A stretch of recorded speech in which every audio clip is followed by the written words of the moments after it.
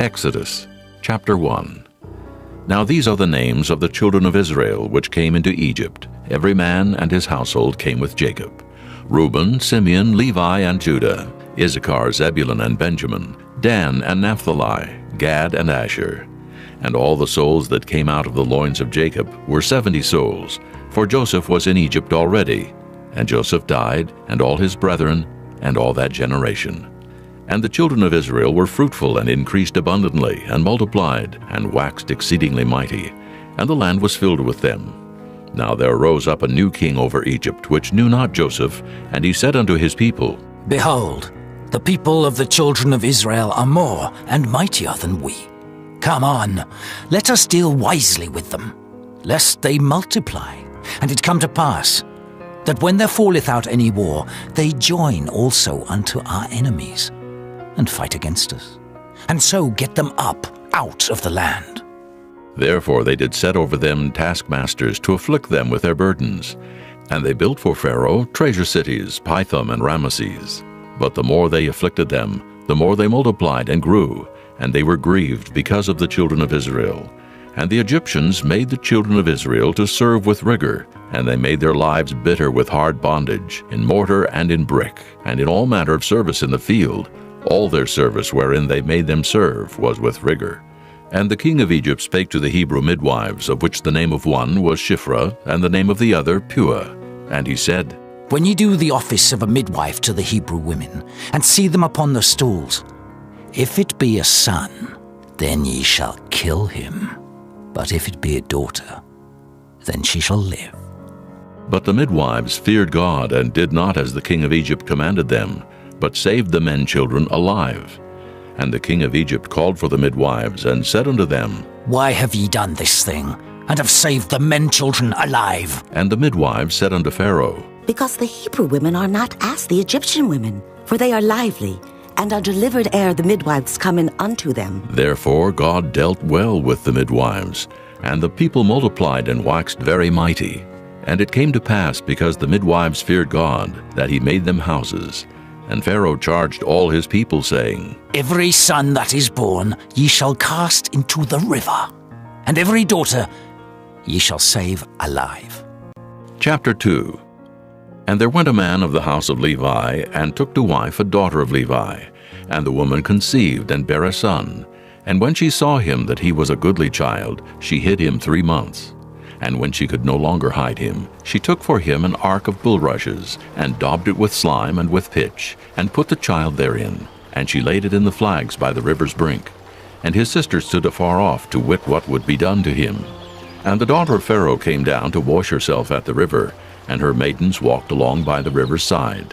And when she saw the ark among the flags, she sent her maid to fetch it. And when she had opened it, she saw the child, and behold, the babe wept.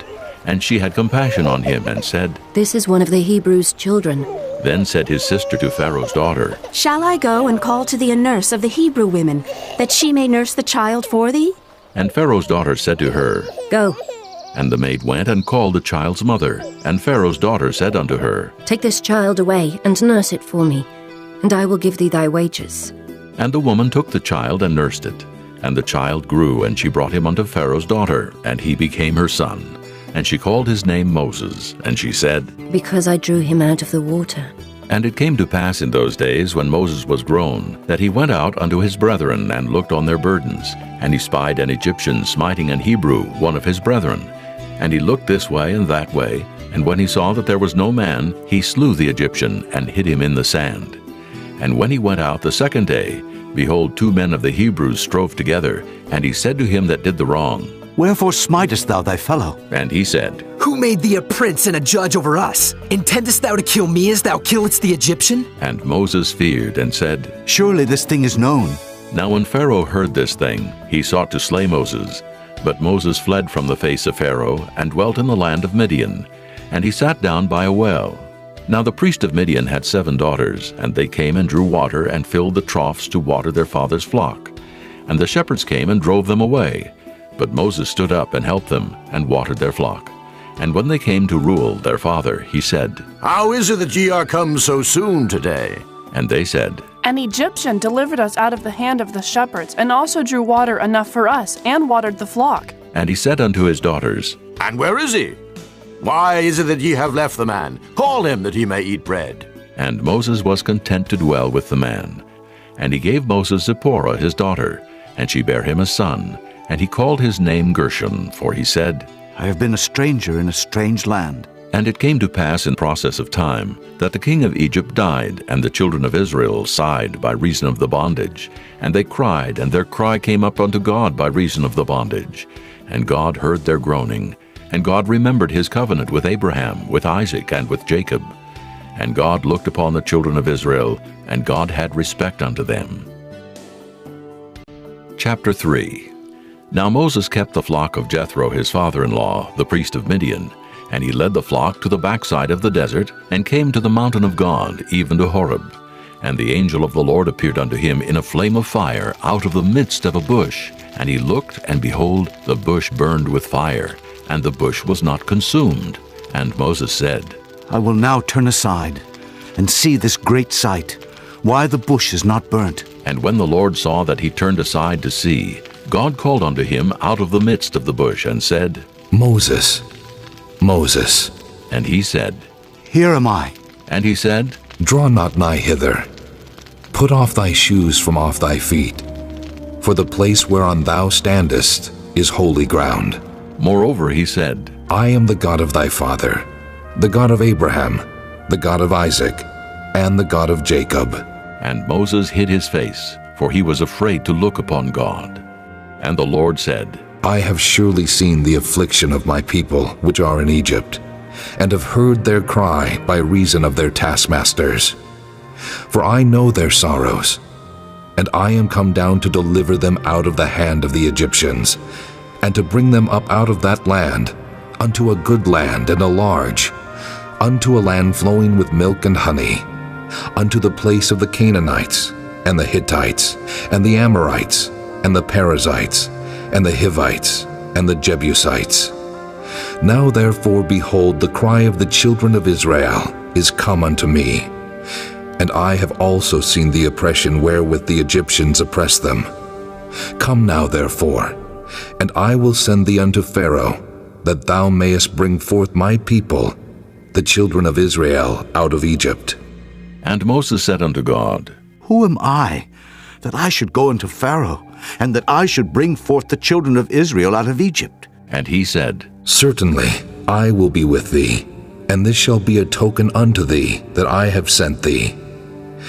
When thou hast brought forth the people out of Egypt, ye shall serve God upon this mountain. And Moses said unto God, Behold, when I come unto the children of Israel, and shall say unto them, The God of your fathers hath sent me unto you, and they shall say to me, What is his name? What shall I say unto them? And God said unto Moses, I am that I am. And he said, Thus shalt thou say unto the children of Israel, I am hath sent me unto you. And God said moreover unto Moses, Thus shalt thou say unto the children of Israel, The Lord God of your fathers, the God of Abraham, the God of Isaac, and the God of Jacob hath sent me unto you. This is my name forever, and this is my memorial unto all generations. Go and gather the elders of Israel together, and say unto them, The Lord God of your fathers, the God of Abraham, of Isaac, and of Jacob, appeared unto me, saying, I have surely visited you, and seen that which is done to you in Egypt. And I have said, I will bring you up out of the affliction of Egypt, unto the land of the Canaanites, and the Hittites, and the Amorites, and the Perizzites, and the Hivites, and the Jebusites, unto a land flowing with milk and honey. And they shall hearken to thy voice, and thou shalt come, thou and the elders of Israel, unto the king of Egypt, and ye shall say unto him, The Lord God of the Hebrews hath met with us, and now let us go.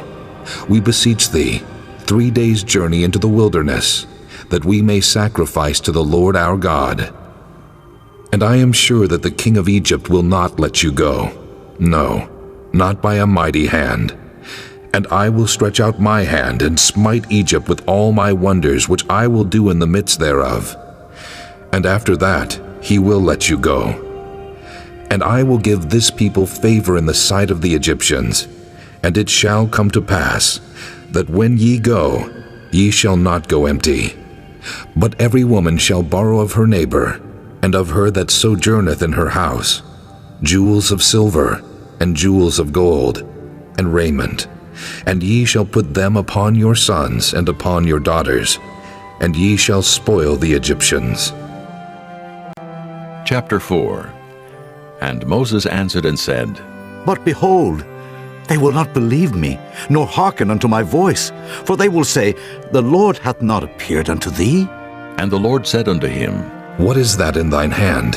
And he said, A rod. And he said, Cast it on the ground. And he cast it on the ground, and it became a serpent, and Moses fled from before it. And the Lord said unto Moses, Put forth thine hand, and take it by the tail. And he put forth his hand, and caught it, and it became a rod in his hand. That they may believe that the Lord God of their fathers, the God of Abraham, the God of Isaac, and the God of Jacob, hath appeared unto thee. And the Lord said furthermore unto him, Put now thine hand into thy bosom. And he put his hand into his bosom, and when he took it out, behold, his hand was leprous as snow. And he said, Put thine hand into thy bosom again. And he put his hand into his bosom again, and plucked it out of his bosom, and behold, it was turned again as his other flesh. And it shall come to pass, if they will not believe thee, neither hearken to the voice of the first sign, that they will believe the voice of the latter sign.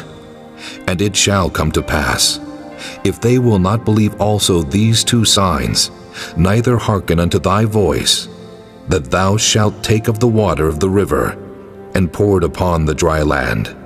And the water which thou takest out of the river shall become blood upon the dry land. And Moses said unto the Lord, O my Lord, I am not eloquent, neither heretofore nor since thou hast spoken unto thy servant, but I am slow of speech, and of a slow tongue.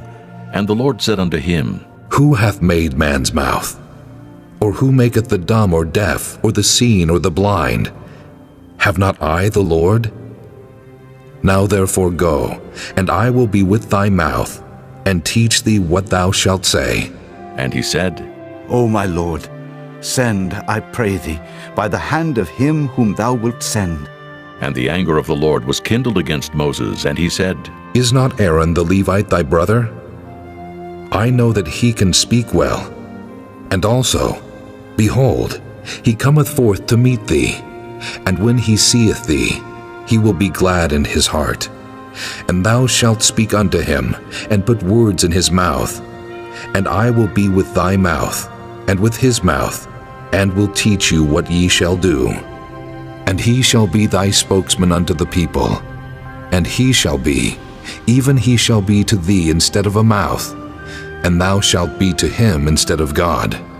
And thou shalt take this rod in thine hand, wherewith thou shalt do signs. And Moses went and returned to Jethro his father-in-law, and said unto him, Let me go, I pray thee, and return unto my brethren which are in Egypt, and see whether they be yet alive. And Jethro said to Moses, Go in peace. And the Lord said unto Moses in Midian, Go, return into Egypt, for all the men are dead which sought thy life. And Moses took his wife and his sons, and set them upon an ass, and he returned to the land of Egypt. And Moses took the rod of God in his hand. And the Lord said unto Moses, When thou goest to return into Egypt, see that thou do all those wonders before Pharaoh, which I have put in thine hand. But I will harden his heart, that he shall not let the people go. And thou shalt say unto Pharaoh, Thus saith the Lord, Israel is my son, even my firstborn. And I say unto thee, Let my son go, that he may serve me. And if thou refuse to let him go, behold, I will slay thy son, even thy firstborn. And it came to pass by the way in the inn, that the Lord met him, and sought to kill him. Then Zipporah took a sharp stone, and cut off the foreskin of her son, and cast it at his feet, and said, Surely a bloody husband art thou to me. So he let him go. Then she said, A bloody husband thou art. because of the circumcision. And the Lord said to Aaron, Go into the wilderness to meet Moses. And he went and met him in the mount of God and kissed him. And Moses told Aaron all the words of the Lord who had sent him, and all the signs which he had commanded him. And Moses and Aaron went and gathered together all the elders of the children of Israel. And Aaron spake all the words which the Lord had spoken unto Moses, and did the signs in the sight of the people. And the people believed. And when they heard that the Lord had visited the children of Israel, and that he had looked upon their affliction, then they bowed their heads and worshipped. Chapter 5. And afterward Moses and Aaron went in and told Pharaoh, Thus saith the Lord God of Israel, Let my people go, that they may hold a feast unto me in the wilderness. And Pharaoh said, Who is the Lord, that I should obey his voice to let Israel go? I know not the Lord, neither will I let Israel go. And they said, The God of the Hebrews hath met with us. Let us go, we pray thee, 3 days' journey into the desert, and sacrifice unto the Lord our God, lest he fall upon us with pestilence or with the sword. And the king of Egypt said unto them, Wherefore do ye, Moses and Aaron, let the people from their works get you unto your burdens? And Pharaoh said, Behold, the people of the land now are many, and ye make them rest from their burdens. And Pharaoh commanded the same day the taskmasters of the people and their officers, saying, Ye shall no more give the people straw to make brick. As heretofore, let them go and gather straw for themselves. And the tale of the bricks, which they did make heretofore, ye shall lay upon them. Ye shall not diminish aught thereof, for they be idle. Therefore they cry, saying, Let us go and sacrifice to our God. Let there more work be laid upon the men, that they may labor therein, and let them not regard vain words. And the taskmasters of the people went out, and their officers, and they spake to the people, saying, Thus saith Pharaoh, I will not give you straw. Go ye, get you straw where ye can find it, yet not aught of your work shall be diminished. So the people were scattered abroad throughout all the land of Egypt to gather stubble instead of straw. And the taskmasters hasted them, saying, Fulfill your works, your daily tasks, as when there was straw. And the officers of the children of Israel, which Pharaoh's taskmasters had set over them, were beaten and demanded, Wherefore have ye not fulfilled your task in making brick both yesterday and today, as heretofore? Then the officers of the children of Israel came and cried unto Pharaoh, saying, Wherefore dealest thou thus with thy servants? There is no straw given unto thy servants, and they say to us, Make brick. And behold, thy servants are beaten, but the fault is in thine own people. But he said, Ye are idle. Ye are idle. Therefore ye say, Let us go and do sacrifice to the Lord. Go therefore now, and work. For there shall no straw be given you, yet shall ye deliver the tale of bricks. And the officers of the children of Israel did see that they were in evil case after it was said, Ye shall not diminish aught from your bricks of your daily task. And they met Moses and Aaron, who stood in the way as they came forth from Pharaoh. And they said unto them, The Lord look upon you and judge, because ye have made our savor to be abhorred in the eyes of Pharaoh, and in the eyes of his servants to put a sword in their hand to slay us. And Moses returned unto the Lord and said, Lord, wherefore hast thou so evil entreated this people? Why is it that thou hast sent me? For since I came to Pharaoh to speak in thy name, he hath done evil to this people. Neither hast thou delivered thy people at all. Chapter 6. Then the Lord said unto Moses, Now shalt thou see what I will do to Pharaoh. For with a strong hand shall he let them go, and with a strong hand shall he drive them out of his land. And God spake unto Moses and said unto him, I am the Lord, and I appeared unto Abraham, unto Isaac, and unto Jacob by the name of God Almighty. But by my name Jehovah was I not known to them. And I have also established my covenant with them, to give them the land of Canaan, the land of their pilgrimage, wherein they were strangers. And I have also heard the groaning of the children of Israel, whom the Egyptians keep in bondage, and I have remembered my covenant. Wherefore say unto the children of Israel, I am the Lord, and I will bring you out from under the burdens of the Egyptians, and I will rid you out of their bondage, and I will redeem you with a stretched out arm, and with great judgments. And I will take you to me for a people, and I will be to you a God. And ye shall know that I am the Lord your God, which bringeth you out from under the burdens of the Egyptians. And I will bring you in unto the land, concerning the which I did swear to give it to Abraham, to Isaac, and to Jacob. And I will give it you for an heritage. I am the Lord. And Moses spake so unto the children of Israel, but they hearkened not unto Moses for anguish of spirit and for cruel bondage. And the Lord spake unto Moses, saying, Go in, speak unto Pharaoh king of Egypt, that he let the children of Israel go out of his land. And Moses spake before the Lord, saying, Behold, the children of Israel have not hearkened unto me. How then shall Pharaoh hear me, who am of uncircumcised lips? And the Lord spake unto Moses and unto Aaron, and gave them a charge unto the children of Israel, and unto Pharaoh king of Egypt, to bring the children of Israel out of the land of Egypt. These be the heads of their fathers' houses. The sons of Reuben, the firstborn of Israel, Hanok, and Palu, Hezron, and Carmi. These be the families of Reuben. And the sons of Simeon, Jemuel, and Jamin, and Ohad, and Jachin, and Zohar, and Shaul, the son of a Canaanitish woman. These are the families of Simeon. And these are the names of the sons of Levi according to their generations, Gershon, and Kohath, and Merari. And the years of the life of Levi were 137 years. The sons of Gershon, Libni, and Shimei, according to their families. And the sons of Kohath, Amram, and Izhar, and Hebron, and Uzziel. And the years of the life of Kohath were 133 years. And the sons of Merari, Mahali, and Mushai. These are the families of Levi, according to their generations. And Amram took him Jochebed, his father's sister, to wife, and she bare him Aaron and Moses. And the years of the life of Amram were 137 years. And the sons of Izhar, Korah, and Nephig, and Zichri. And the sons of Uzziel, Mishael, and Elzaphan, and Zithri. And Aaron took him Elishubah, daughter of Aminadab, sister of Naashon, to wife. And she bare him Nadab, and Abihu, Eleazar, and Ithamar. And the sons of Korah, Asher, and Elkanah, and Abiasaph. These are the families of the Korhites. And Eleazar, Aaron's son, took him one of the daughters of Putiel to wife, and she bare him Phinehas. These are the heads of the fathers of the Levites according to their families.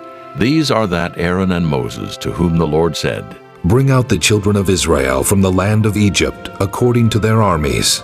These are they which spake to Pharaoh king of Egypt to bring out the children of Israel from Egypt. These are that Moses and Aaron. And it came to pass on the day when the Lord spake unto Moses in the land of Egypt, that the Lord spake unto Moses, saying, I am the Lord. Speak thou unto Pharaoh king of Egypt all that I say unto thee. And Moses said before the Lord, Behold, I am of uncircumcised lips, and how shall Pharaoh hearken unto me? Chapter 7. And the Lord said unto Moses, See, I have made thee a god to Pharaoh, and Aaron thy brother shall be thy prophet. Thou shalt speak all that I command thee, and Aaron thy brother shall speak unto Pharaoh, that he send the children of Israel out of his land. And I will harden Pharaoh's heart, and multiply my signs and my wonders in the land of Egypt. But Pharaoh shall not hearken unto you, that I may lay my hand upon Egypt, and bring forth mine armies, and my people, the children of Israel, out of the land of Egypt by great judgments. And the Egyptians shall know that I am the Lord, when I stretch forth mine hand upon Egypt, and bring out the children of Israel from among them. And Moses and Aaron did as the Lord commanded them, so did they. And Moses was 80 years old, and Aaron 83 years old, when they spake unto Pharaoh. And the Lord spake unto Moses and unto Aaron, saying, When Pharaoh shall speak unto you, saying, Show a miracle for you, then thou shalt say unto Aaron, Take thy rod, and cast it before Pharaoh, and it shall become a serpent. And Moses and Aaron went in unto Pharaoh, and they did so as the Lord had commanded. And Aaron cast down his rod before Pharaoh, and before his servants, and it became a serpent. Then Pharaoh also called the wise men and the sorcerers. Now the magicians of Egypt, they also did in like manner with their enchantments. For they cast down every man his rod, and they became serpents. But Aaron's rod swallowed up their rods. And he hardened Pharaoh's heart, that he hearkened not unto them, as the Lord had said. And the Lord said unto Moses, Pharaoh's heart is hardened. He refuseth to let the people go. Get thee unto Pharaoh in the morning. Lo, he goeth out unto the water. And thou shalt stand by the river's brink against Hekam. And the rod which was turned to a serpent shalt thou take in thine hand. And thou shalt say unto him, The Lord God of the Hebrews hath sent me unto thee, saying, Let my people go, that they may serve me in the wilderness. And behold, hitherto thou wouldest not hear. Thus saith the Lord, In this thou shalt know that I am the Lord. Behold, I will smite with the rod that is in mine hand upon the waters which are in the river, and they shall be turned to blood. And the fish that is in the river shall die, and the river shall stink, and the Egyptians shall loathe to drink of the water of the river. And the Lord spake unto Moses, Say unto Aaron, Take thy rod, and stretch out thine hand upon the waters of Egypt, upon their streams, upon their rivers, and upon their ponds, and upon all their pools of water, that they may become blood.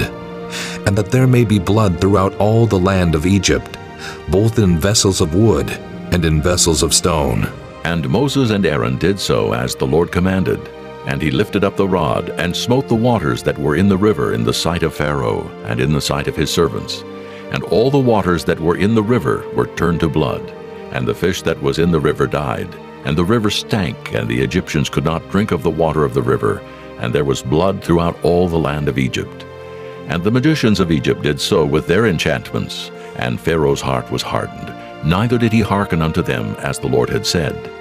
And Pharaoh turned and went into his house, neither did he set his heart to this also. And all the Egyptians digged round about the river for water to drink, for they could not drink of the water of the river. And 7 days were fulfilled after that the Lord had smitten the river. Chapter 8. And the Lord spake unto Moses, Go unto Pharaoh, and say unto him, Thus saith the Lord, Let my people go, that they may serve me. And if thou refuse to let them go, behold, I will smite all thy borders with frogs, and the river shall bring forth frogs abundantly, which shall go up and come into thine house, and into thy bedchamber, and upon thy bed, and into the house of thy servants, and upon thy people, and into thine ovens, and into thy kneading troughs. And the frogs shall come up both on thee, and upon thy people, and upon all thy servants. And the Lord spake unto Moses, Say unto Aaron, Stretch forth thine hand with thy rod over the streams, over the rivers, and over the ponds, and cause frogs to come up upon the land of Egypt. And Aaron stretched out his hand over the waters of Egypt, and the frogs came up and covered the land of Egypt. And the magicians did so with their enchantments, and brought up frogs upon the land of Egypt. Then Pharaoh called for Moses and Aaron, and said, Entreat the Lord, that he may take away the frogs from me and from my people. And I will let the people go, that they may do sacrifice unto the Lord. And Moses said unto Pharaoh, Glory over me. When shall I entreat for thee, and for thy servants, and for thy people, to destroy the frogs from thee and thy houses, that they may remain in the river only? And he said, Tomorrow. And he said, Be it according to thy word, that thou mayest know that there is none like unto the Lord our God. And the frogs shall depart from thee, and from thy houses, and from thy servants, and from thy people. They shall remain in the river only. And Moses and Aaron went out from Pharaoh, and Moses cried unto the Lord because of the frogs which he had brought against Pharaoh. And the Lord did according to the word of Moses, and the frogs died out of the houses, out of the villages, and out of the fields. And they gathered them together upon heaps, and the land stank. But when Pharaoh saw that there was respite, he hardened his heart, and hearkened not unto them as the Lord had said.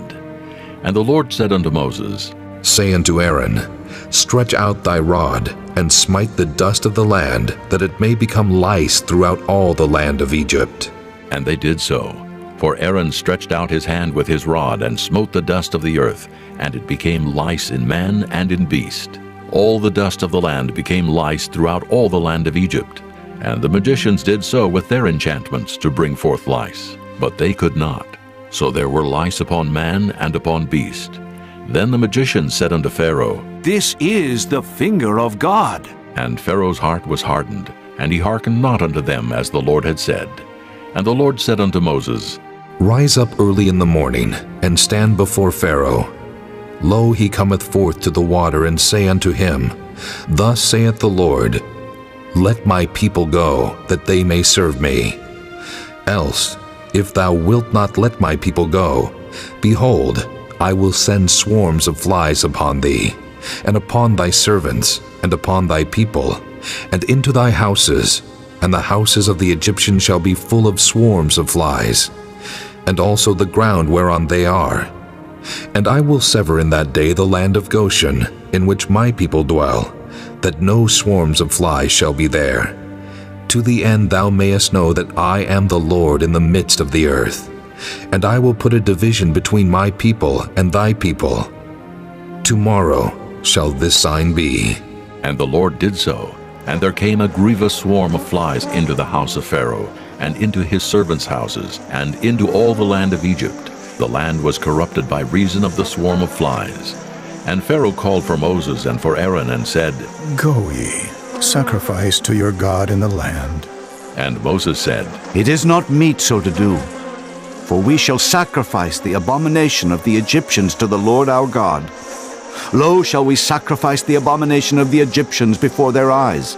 And will they not stone us?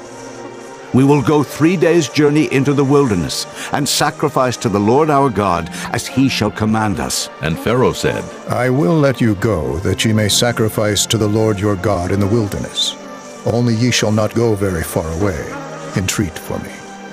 And Moses said, Behold, I go out from thee, and I will entreat the Lord that the swarms of flies may depart from Pharaoh, from his servants, and from his people, tomorrow.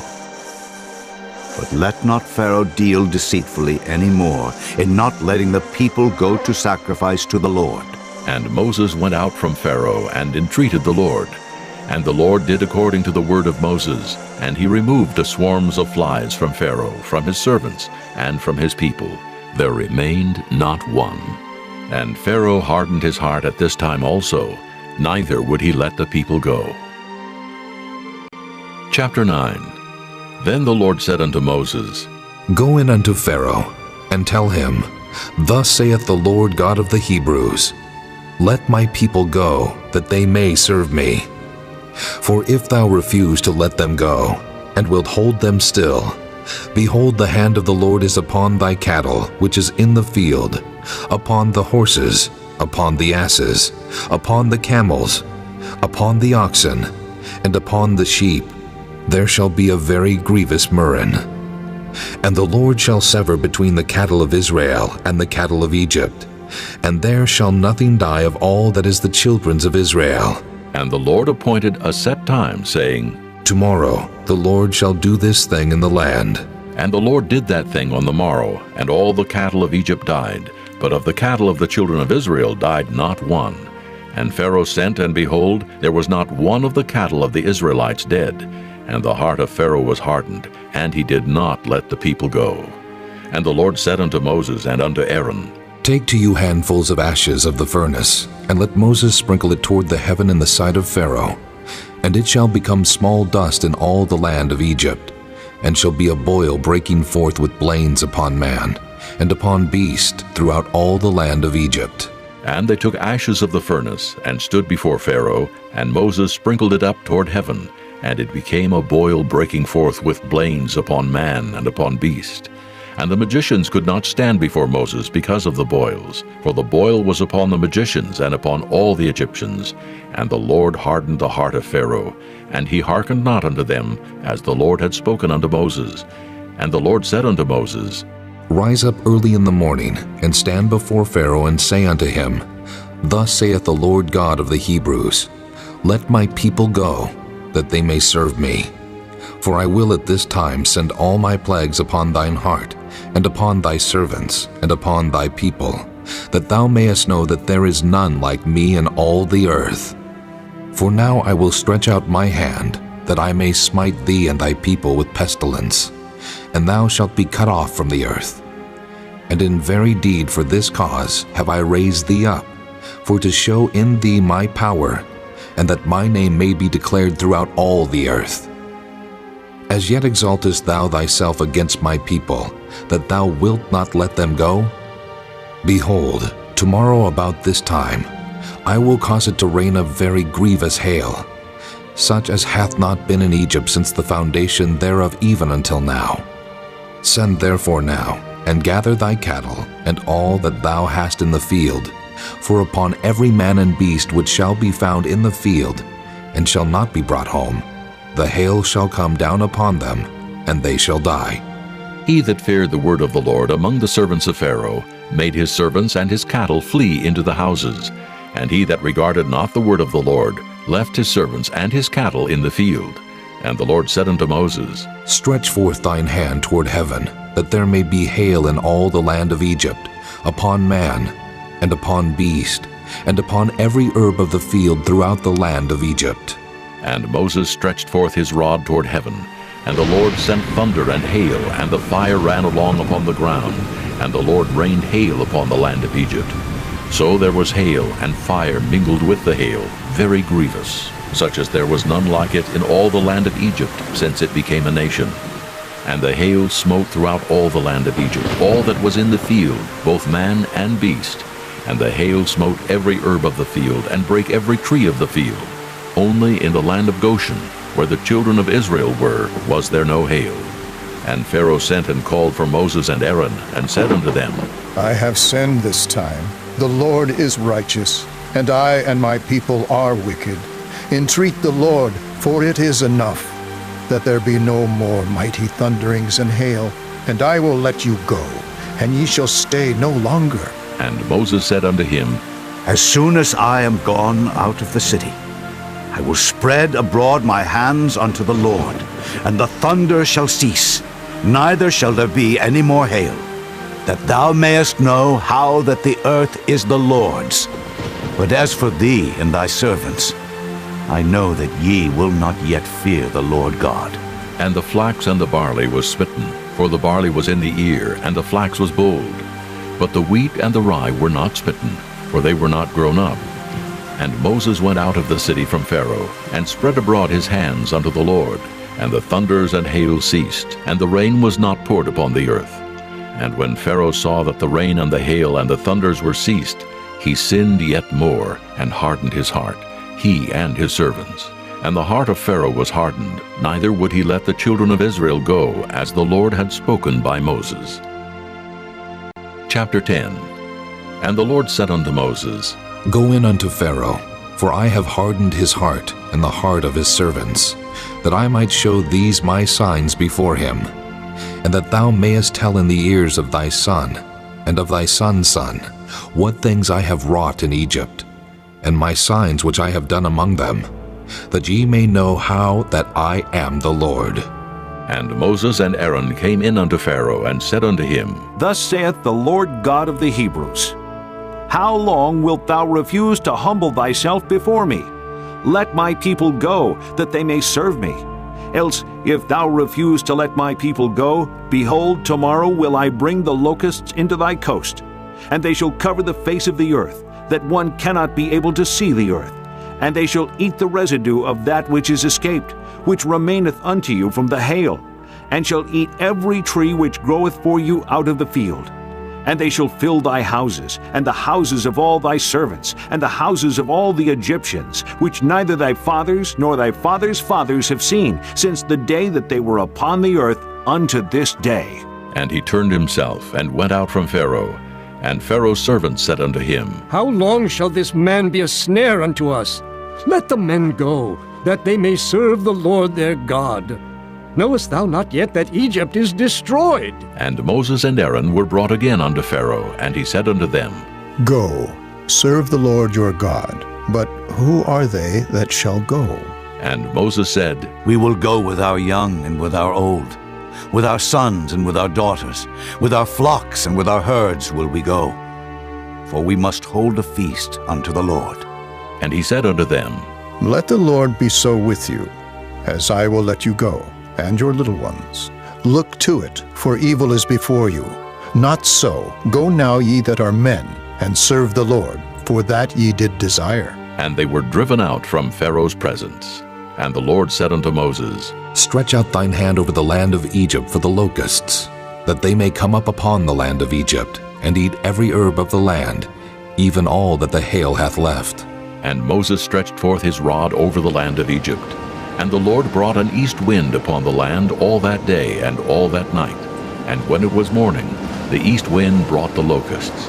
And the locusts went up over all the land of Egypt, and rested in all the coasts of Egypt. Very grievous were they.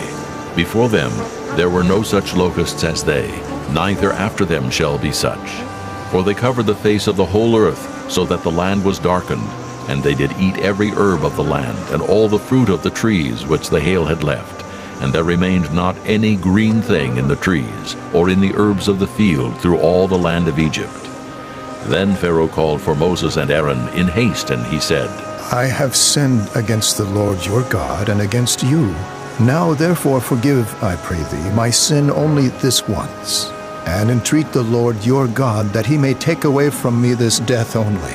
And he went out from Pharaoh and entreated the Lord. And the Lord turned a mighty strong west wind, which took away the locusts and cast them into the Red Sea. There remained not one locust in all the coasts of Egypt. But the Lord hardened Pharaoh's heart, so that he would not let the children of Israel go. And the Lord said unto Moses, Stretch out thine hand toward heaven, that there may be darkness over the land of Egypt, even darkness which may be felt. And Moses stretched forth his hand toward heaven, and there was a thick darkness in all the land of Egypt 3 days. They saw not one another, neither rose any from his place for 3 days, but all the children of Israel had light in their dwellings. And Pharaoh called unto Moses and said, Go ye, serve the Lord. Only let your flocks and your herds be stayed. Let your little ones also go with you. And Moses said, Thou must give us also sacrifices and burnt offerings, that we may sacrifice unto the Lord our God. Our cattle also shall go with us. There shall not an hoof be left behind, for thereof must we take to serve the Lord our God. And we know not with what we must serve the Lord until we come thither. But the Lord hardened Pharaoh's heart, and he would not let them go. And Pharaoh said unto him, Get thee from me. Take heed to thyself. See my face no more, for in that day thou seest my face, thou shalt die. And Moses said, Thou hast spoken well. I will see thy face again no more. Chapter 11. And the Lord said unto Moses, Yet will I bring one plague more upon Pharaoh and upon Egypt. Afterwards he will let you go hence. When he shall let you go, he shall surely thrust you out hence altogether. Speak now in the ears of the people, and let every man borrow of his neighbor, and every woman of her neighbor, jewels of silver and jewels of gold. And the Lord gave the people favor in the sight of the Egyptians. Moreover, the man Moses was very great in the land of Egypt, in the sight of Pharaoh's servants, and in the sight of the people. And Moses said, Thus saith the Lord, About midnight will I go out into the midst of Egypt, and all the firstborn in the land of Egypt shall die, from the firstborn of Pharaoh that sitteth upon his throne, even unto the firstborn of the maidservant that is behind the mill, and all the firstborn of beasts. And there shall be a great cry throughout all the land of Egypt, such as there was none like it, nor shall be like it any more. But against any of the children of Israel shall not a dog move his tongue, against man or beast, that ye may know how that the Lord doth put a difference between the Egyptians and Israel. And all these thy servants shall come down unto me, and bow down themselves unto me, saying, Get thee out, and all the people that follow thee. And after that I will go out. And he went out from Pharaoh in a great anger. And the Lord said unto Moses, Pharaoh shall not hearken unto you, that my wonders may be multiplied in the land of Egypt. And Moses and Aaron did all these wonders before Pharaoh. And the Lord hardened Pharaoh's heart, so that he would not let the children of Israel go out of his land. Chapter 12. And the Lord spake unto Moses and Aaron in the land of Egypt, saying, This month shall be unto you the beginning of months. It shall be the first month of the year to you. Speak ye unto all the congregation of Israel, saying, In the 10th day of this month they shall take to them every man a lamb, according to the house of their fathers, a lamb for an house. And if the household be too little for the lamb, let him and his neighbor next unto his house take it according to the number of the souls. Every man according to his eating shall make your count for the lamb. Your lamb shall be without blemish, a male of the first year. Ye shall take it out from the sheep or from the goats, and ye shall keep it up until the 14th day of the same month. And the whole assembly of the congregation of Israel shall kill it in the evening. And they shall take of the blood, and strike it on the 2 side posts, and on the upper doorpost of the houses, wherein they shall eat it. And they shall eat the flesh in that night, roast with fire and unleavened bread, and with bitter herbs they shall eat it. Eat not of it raw, nor sodden at all with water, but roast with fire his head with his legs, and with the purtenance thereof. And ye shall let nothing of it remain until the morning. And that which remaineth of it until the morning ye shall burn with fire. And thus shall ye eat it, with your loins girded, your shoes on your feet, and your staff in your hand. And ye shall eat it in haste. It is the Lord's Passover. For I will pass through the land of Egypt this night, and will smite all the firstborn in the land of Egypt, both man and beast, and against all the gods of Egypt I will execute judgment. I am the Lord. And the blood shall be to you for a token upon the houses where ye are. And when I see the blood, I will pass over you, and the plague shall not be upon you to destroy you when I smite the land of Egypt. And this day shall be unto you for a memorial, and ye shall keep it a feast to the Lord throughout your generations. Ye shall keep it a feast by an ordinance forever. 7 days shall ye eat unleavened bread. Even the first day ye shall put away leaven out of your houses. For whosoever eateth leavened bread from the first day until the 7th day, that soul shall be cut off from Israel. And in the first day there shall be an holy convocation, and in the 7th day there shall be an holy convocation to you. No manner of work shall be done in them, save that which every man must eat, that only may be done of you. And ye shall observe the feast of unleavened bread. For in this selfsame day have I brought your armies out of the land of Egypt. Therefore shall ye observe this day in your generations by an ordinance forever. In the first month, on the 14th day of the month at even, ye shall eat unleavened bread until the 21st day of the month at even. 7 days shall there be no leaven found in your houses. For whosoever eateth that which is leavened, even that soul shall be cut off from the congregation of Israel, whether he be a stranger or born in the land. Ye shall eat nothing leavened. In all your habitations shall ye eat unleavened bread. Then Moses called for all the elders of Israel and said unto them, Draw out and take you a lamb according to your families, and kill the Passover. And ye shall take a bunch of hyssop, and dip it in the blood that is in the basin, and strike the lintel and the 2 side posts with the blood that is in the basin. And none of you shall go out at the door of his house until the morning. For the Lord will pass through to smite the Egyptians. And when he seeth the blood upon the lintel and on the 2 side posts, the Lord will pass over the door, and will not suffer the destroyer to come in unto your houses to smite you. And ye shall observe this thing for an ordinance to thee and to thy sons forever. And it shall come to pass, when ye be come to the land which the Lord will give you, according as he hath promised, that ye shall keep this service. And it shall come to pass, when your children shall say unto you, What mean ye by this service?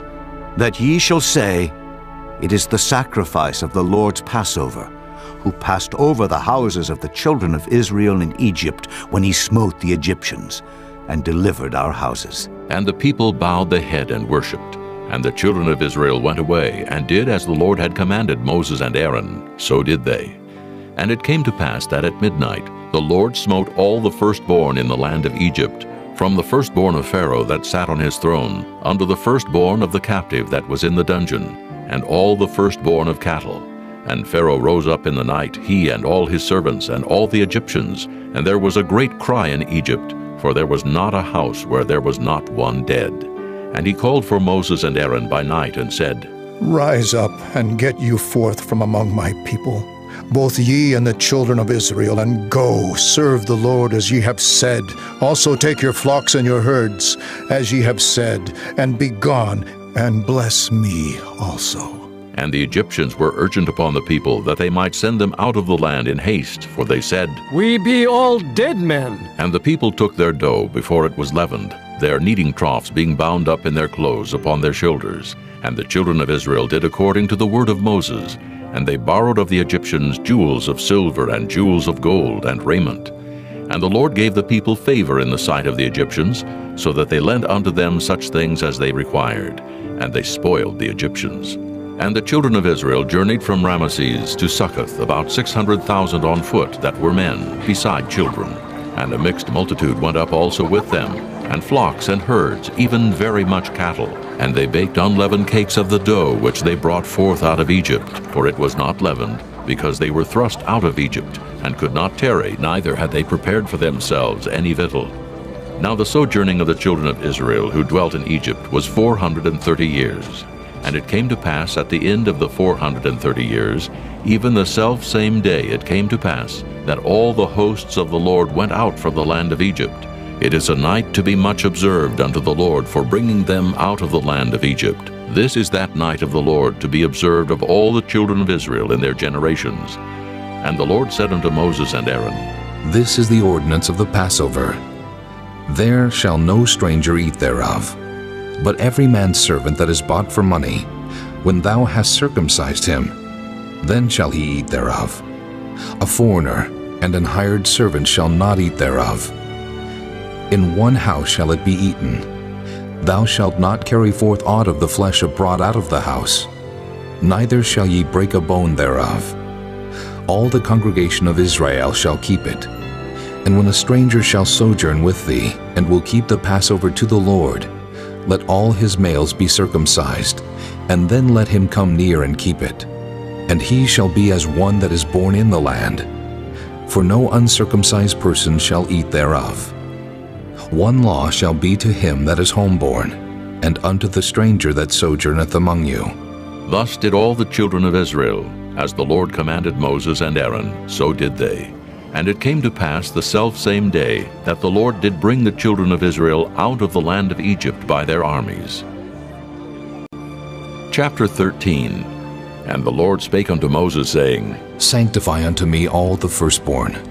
Whatsoever openeth the womb among the children of Israel, both of man and of beast, it is mine. And Moses said unto the people, Remember this day, in which ye came out from Egypt, out of the house of bondage. For by strength of hand the Lord brought you out from this place. There shall no leavened bread be eaten. This day came ye out in the month Abib. And it shall be, when the Lord shall bring thee into the land of the Canaanites, and the Hittites, and the Amorites, and the Hivites, and the Jebusites, which he sware unto thy fathers to give thee, a land flowing with milk and honey, that thou shalt keep this service in this month. 7 days thou shalt eat unleavened bread, and in the 7th day shall be a feast to the Lord. Unleavened bread shall be eaten 7 days, and there shall no leavened bread be seen with thee. Neither shall there be leaven seen with thee in all thy quarters. And thou shalt show thy son in that day, saying, This is done because of that which the Lord did unto me when I came forth out of Egypt. And it shall be for a sign unto thee upon thine hand, and for a memorial between thine eyes, that the Lord's law may be in thy mouth. For with a strong hand hath the Lord brought thee out of Egypt. Thou shalt therefore keep this ordinance in his season from year to year. And it shall be, when the Lord shall bring thee into the land of the Canaanites, as he sware unto thee and to thy fathers, and shall give it thee, that thou shalt set apart unto the Lord all that openeth the matrix, and every firstling that cometh of a beast which thou hast, the males shall be the Lord's. And every firstling of an ass thou shalt redeem with a lamb. And if thou wilt not redeem it, then thou shalt break his neck. And all the firstborn of man among thy children shalt thou redeem. And it shall be when thy son asketh thee in time to come, saying, What is this? That thou shalt say unto him, By strength of hand the Lord brought us out from Egypt, from the house of bondage. And it came to pass, when Pharaoh would hardly let us go, that the Lord slew all the firstborn in the land of Egypt, both the firstborn of man and the firstborn of beast. Therefore I sacrifice to the Lord all that openeth the matrix, being males, but all the firstborn of my children I redeem. And it shall be for a token upon thine hand, and for frontlets between thine eyes, for by strength of hand the Lord brought us forth out of Egypt. And it came to pass, when Pharaoh had let the people go, that God led them not through the way of the land of the Philistines, although that was near. For God said, Lest peradventure the people repent when they see war, and they return to Egypt. But God led the people about through the way of the wilderness of the Red Sea. And the children of Israel went up harnessed out of the land of Egypt. And Moses took the bones of Joseph with him, for he had straitly sworn the children of Israel, saying, God will surely visit you, and ye shall carry up my bones away hence with you. And they took their journey from Succoth, and encamped in Etham in the edge of the wilderness. And the Lord went before them by day in a pillar of cloud to lead them the way, and by night in a pillar of fire to give them light, to go by day and night. He took not away the pillar of the cloud by day, nor the pillar of fire by night from before the people. Chapter 14. And the Lord spake unto Moses, saying, Speak unto the children of Israel, that they turn and encamp before Pi-hahiroth, between Migdol and the sea, over against Baal-zephon. Before it shall ye encamp by the sea. For Pharaoh will say of the children of Israel, They are entangled in the land, the wilderness hath shut them in. And I will harden Pharaoh's heart, that he shall follow after them. And I will be honored upon Pharaoh, and upon all his host, that the Egyptians may know that I am the Lord. And they did so. And it was told the king of Egypt that the people fled, and the heart of Pharaoh and of his servants was turned against the people, and they said, Why have we done this, that we have let Israel go from serving us? And he made ready his chariot, and took his people with him. And he took 600 chosen chariots, and all the chariots of Egypt, and captains over every one of them. And the Lord hardened the heart of Pharaoh, king of Egypt, and he pursued after the children of Israel. And the children of Israel went out with an high hand. But the Egyptians pursued after them, all the horses and chariots of Pharaoh, and his horsemen, and his army, and overtook them encamping by the sea beside Pi-hahiroth, before Baal-zephon. And when Pharaoh drew nigh, the children of Israel lifted up their eyes, and behold, the Egyptians marched after them, and they were sore afraid. And the children of Israel cried out unto the Lord, and they said unto Moses, Because there were no graves, in Egypt hast thou taken us away to die in the wilderness? Wherefore hast thou dealt thus with us, to carry us forth out of Egypt? Is not this the word that we did tell thee in Egypt, saying, Let us alone, that we may serve the Egyptians? For it had been better for us to serve the Egyptians than that we should die in the wilderness. And Moses said unto the people, Fear ye not. Stand still, and see the salvation of the Lord, which he will show to you today. For the Egyptians, whom ye have seen today, ye shall see them again no more forever. The Lord shall fight for you, and ye shall hold your peace. And the Lord said unto Moses, Wherefore criest thou unto me? Speak unto the children of Israel, that they go forward. But lift thou up thy rod, and stretch out thine hand over the sea, and divide it. And the children of Israel shall go on dry ground through the midst of the sea. And I, behold, I will harden the hearts of the Egyptians, and they shall follow them. And I will get me honor upon Pharaoh, and upon all his host, upon his chariots, and upon his horsemen. And the Egyptians shall know that I am the Lord, when I have gotten me honor upon Pharaoh, upon his chariots, and upon his horsemen. And the angel of God, which went before the camp of Israel, removed and went behind them. And the pillar of the cloud went from before their face, and stood behind them. And it came between the camp of the Egyptians and the camp of Israel, and it was a cloud and darkness to them, but it gave light by night to these, so that the one came not near the other all the night. And Moses stretched out his hand over the sea, and the Lord caused the sea to go back by a strong east wind all that night, and made the sea dry land, and the waters were divided. And the children of Israel went into the midst of the sea upon the dry ground, and the waters were a wall unto them on their right hand and on their left. And the Egyptians pursued, and went in after them to the midst of the sea, even all Pharaoh's horses, his chariots, and his horsemen. And it came to pass that in the morning watch the Lord looked unto the host of the Egyptians through the pillar of fire and of the cloud, and troubled the host of the Egyptians, and took off their chariot wheels, that they drave them heavily, so that the Egyptians said, Let us flee from the face of Israel, for the Lord fighteth for them against the Egyptians. And the Lord said unto Moses, Stretch out thine hand over the sea, that the waters may come again upon the Egyptians, upon their chariots, and upon their horsemen.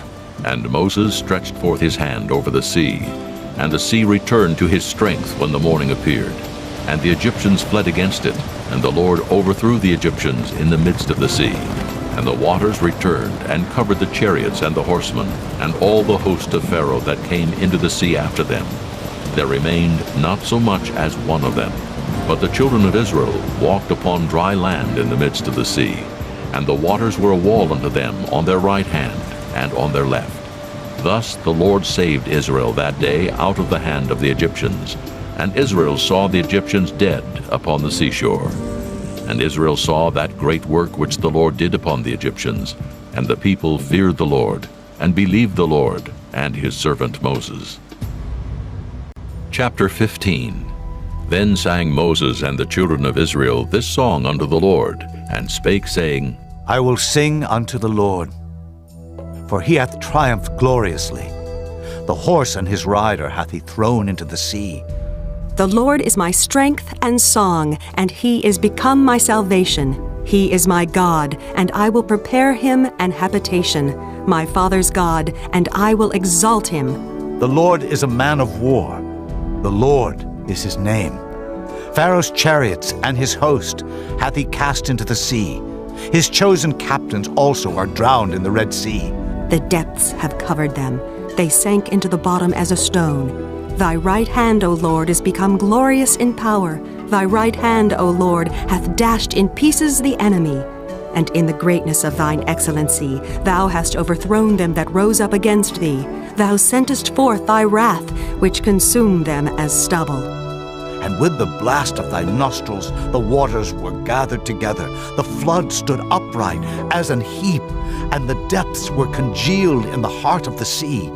The enemy said, I will pursue, I will overtake, I will divide the spoil. My lust shall be satisfied upon them. I will draw my sword, my hand shall destroy them. Thou didst blow with thy wind, the sea covered them. They sank as lead in the mighty waters. Who is like unto thee, O Lord, among the gods? Who is like thee, glorious in holiness, fearful in praises, doing wonders? Thou stretchedst out thy right hand, the earth swallowed them. Thou in thy mercy hast led forth the people which thou hast redeemed. Thou hast guided them in thy strength unto thy holy habitation. The people shall hear and be afraid. Sorrow shall take hold on the inhabitants of Palestina. Then the dukes of Edom shall be amazed. The mighty men of Moab, trembling, shall take hold upon them. All the inhabitants of Canaan shall melt away. Fear and dread shall fall upon them. By the greatness of thine arm they shall be as still as a stone, till thy people pass over, O Lord, till the people pass over which thou hast purchased. Thou shalt bring them in, and plant them in the mountain of thine inheritance, in the place, O Lord, which thou hast made for thee to dwell in the sanctuary, O Lord, which thy hands have established. The Lord shall reign forever and ever. For the horse of Pharaoh went in with his chariots and with his horsemen into the sea, And the Lord brought again the waters of the sea upon them. But the children of Israel went on dry land in the midst of the sea. And Miriam the prophetess, the sister of Aaron, took a timbrel in her hand, and all the women went out after her with timbrels and with dances. And Miriam answered them, Sing ye to the Lord, for he hath triumphed gloriously. The horse and his rider hath he thrown into the sea. So Moses brought Israel from the Red Sea, and they went out into the wilderness of Shur. And they went 3 days in the wilderness and found no water. And when they came to Marah, they could not drink of the waters of Marah, for they were bitter. Therefore the name of it was called Marah. And the people murmured against Moses, saying, What shall we drink? And he cried unto the Lord. And the Lord showed him a tree, which when he had cast into the waters were made sweet. There he made for them a statute and an ordinance, and there he proved them, and said, If thou wilt diligently hearken to the voice of the Lord thy God, and wilt do that which is right in his sight, and wilt give ear to his commandments, and keep all his statutes, I will put none of these diseases upon thee, which I have brought upon the Egyptians. For I am the Lord that healeth thee. And they came to Elim, where were 12 wells of water, and 70 palm trees, and they encamped there by the waters. Chapter 16. And they took their journey from Elim, and all the congregation of the children of Israel came unto the wilderness of Sin, which is between Elim and Sinai, on the 15th day of the 2nd month, after their departing out of the land of Egypt. And the whole congregation of the children of Israel murmured against Moses and Aaron in the wilderness. And the children of Israel said unto them, Would to God we had died by the hand of the Lord in the land of Egypt, when we sat by the flesh pots, and when we did eat bread to the full. For ye have brought us forth into this wilderness, to kill this whole assembly with hunger. Then said the Lord unto Moses, Behold, I will rain bread from heaven for you. And the people shall go out and gather a certain rate every day, that I may prove them whether they will walk in my law or no. And it shall come to pass, that on the 6th day they shall prepare that which they bring in, and it shall be twice as much as they gather daily. And Moses and Aaron said unto all the children of Israel, At even, then ye shall know that the Lord hath brought you out from the land of Egypt. And in the morning, then ye shall see the glory of the Lord, for that he heareth your murmurings against the Lord. And what are we, that ye murmur against us? And Moses said, This shall be, when the Lord shall give you in the evening flesh to eat, and in the morning bread to the full. For that the Lord heareth your murmurings, which ye murmur against him. And what are we?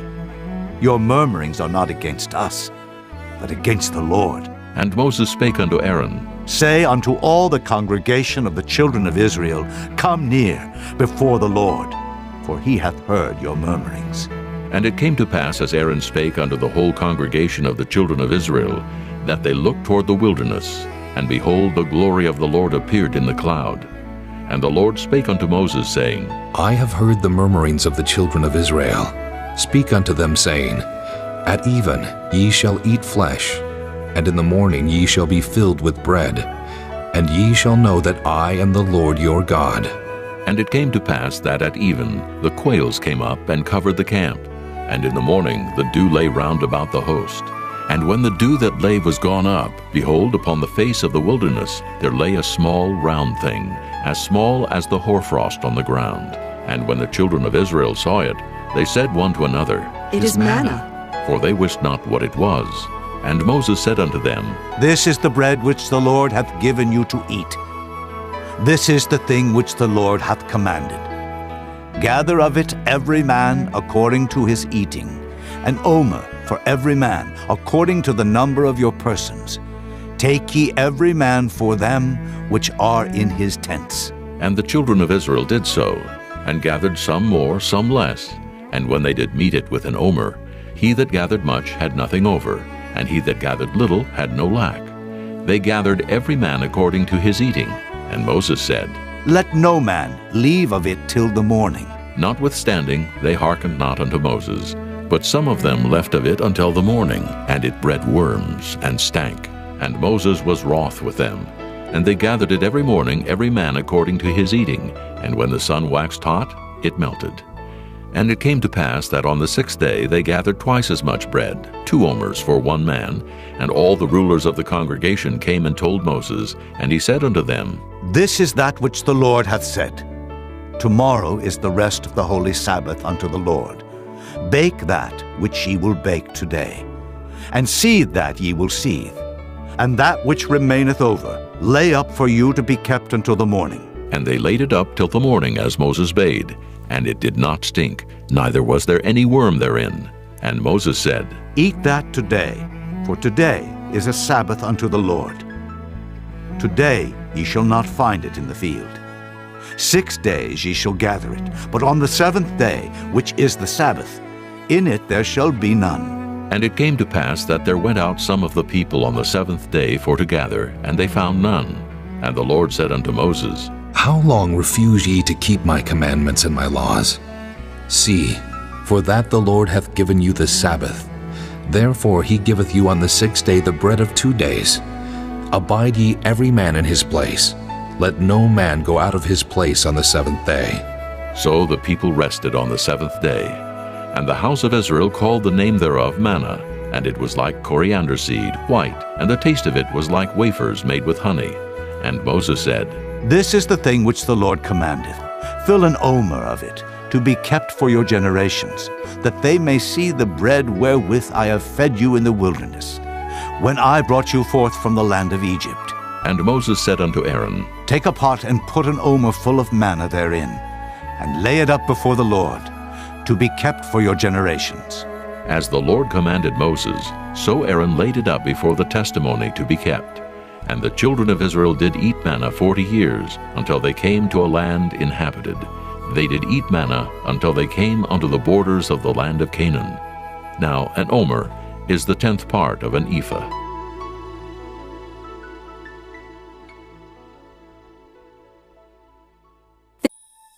Chapter 17. And all the congregation of the children of Israel journeyed from the wilderness of Sin, after their journeys according to the commandment of the Lord, and pitched in Rephidim.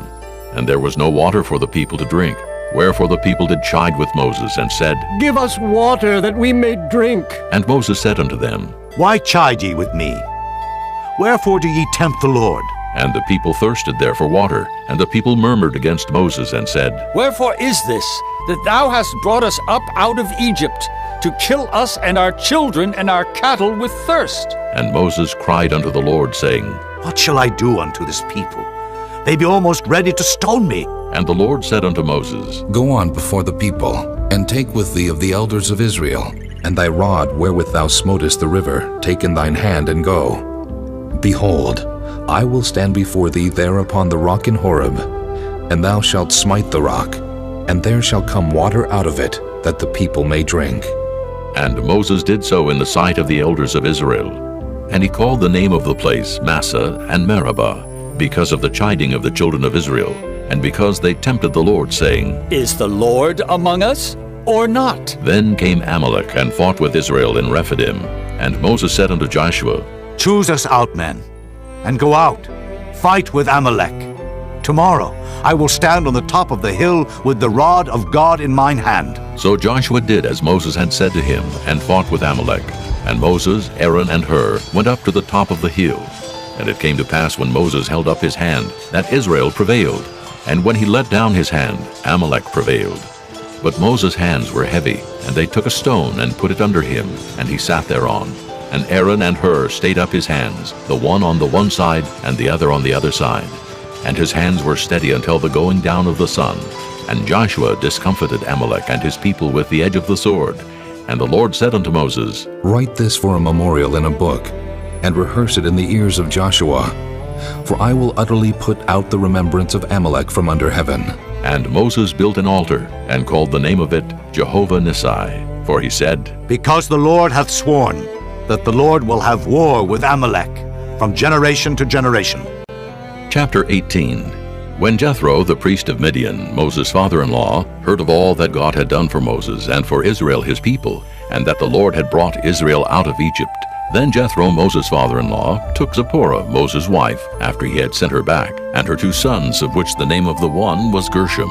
For he said, I have been an alien in a strange land, And the name of the other was Eliezer, for "The God of my father," said he, "was mine help, and delivered me from the sword of Pharaoh."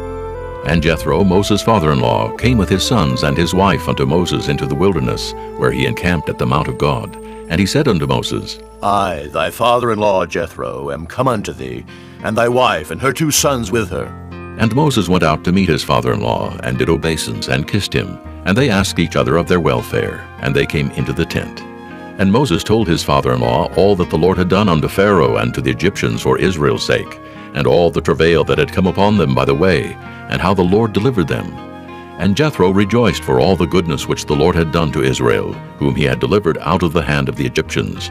And Jethro said, Blessed be the Lord, who hath delivered you out of the hand of the Egyptians, and out of the hand of Pharaoh, who hath delivered the people from under the hand of the Egyptians. Now I know that the Lord is greater than all gods, for in the thing wherein they dealt proudly he was above them. And Jethro, Moses' father-in-law, took a burnt offering and sacrifices for God. And Aaron came and all the elders of Israel to eat bread with Moses' father-in-law before God. And it came to pass on the morrow that Moses sat to judge the people, and the people stood by Moses from the morning unto the evening. And when Moses' father-in-law saw all that he did to the people, he said, What is this thing that thou doest to the people? Why sittest thou thyself alone, and all the people stand by thee from morning unto even? And Moses said unto his father-in-law, Because the people come unto me to inquire of God. When they have a matter, they come unto me, and I judge between one and another. And I do make them know the statutes of God, and his laws. And Moses' father-in-law said unto him, The thing that thou doest is not good. Thou wilt surely wear away, both thou and this people that is with thee. For this thing is too heavy for thee. Thou art not able to perform it thyself alone. Hearken now unto my voice. I will give thee counsel, and God shall be with thee. Be thou for the people to Godward, that thou mayest bring the causes unto God. And thou shalt teach them ordinances and laws, and shalt show them the way wherein they must walk, and the work that they must do. Moreover, thou shalt provide out of all the people able men, such as fear God, men of truth, hating covetousness, and place such over them to be rulers of thousands, and rulers of hundreds, rulers of 50s, and rulers of 10s. And let them judge the people at all seasons. And it shall be that every great matter they shall bring unto thee, but every small matter they shall judge. So shall it be easier for thyself, and they shall bear the burden with thee. If thou shalt do this thing, and God command thee so, then thou shalt be able to endure, and all this people shall also go to their place in peace. So Moses hearkened to the voice of his father-in-law, and did all that he had said. And Moses chose able men out of all Israel, and made them heads over the people, rulers of thousands, rulers of hundreds, rulers of 50s, and rulers of 10s. And they judged the people at all seasons. The hard causes they brought unto Moses, but every small matter they judged themselves. And Moses let his father-in-law depart, and he went his way into his own land. Chapter 19.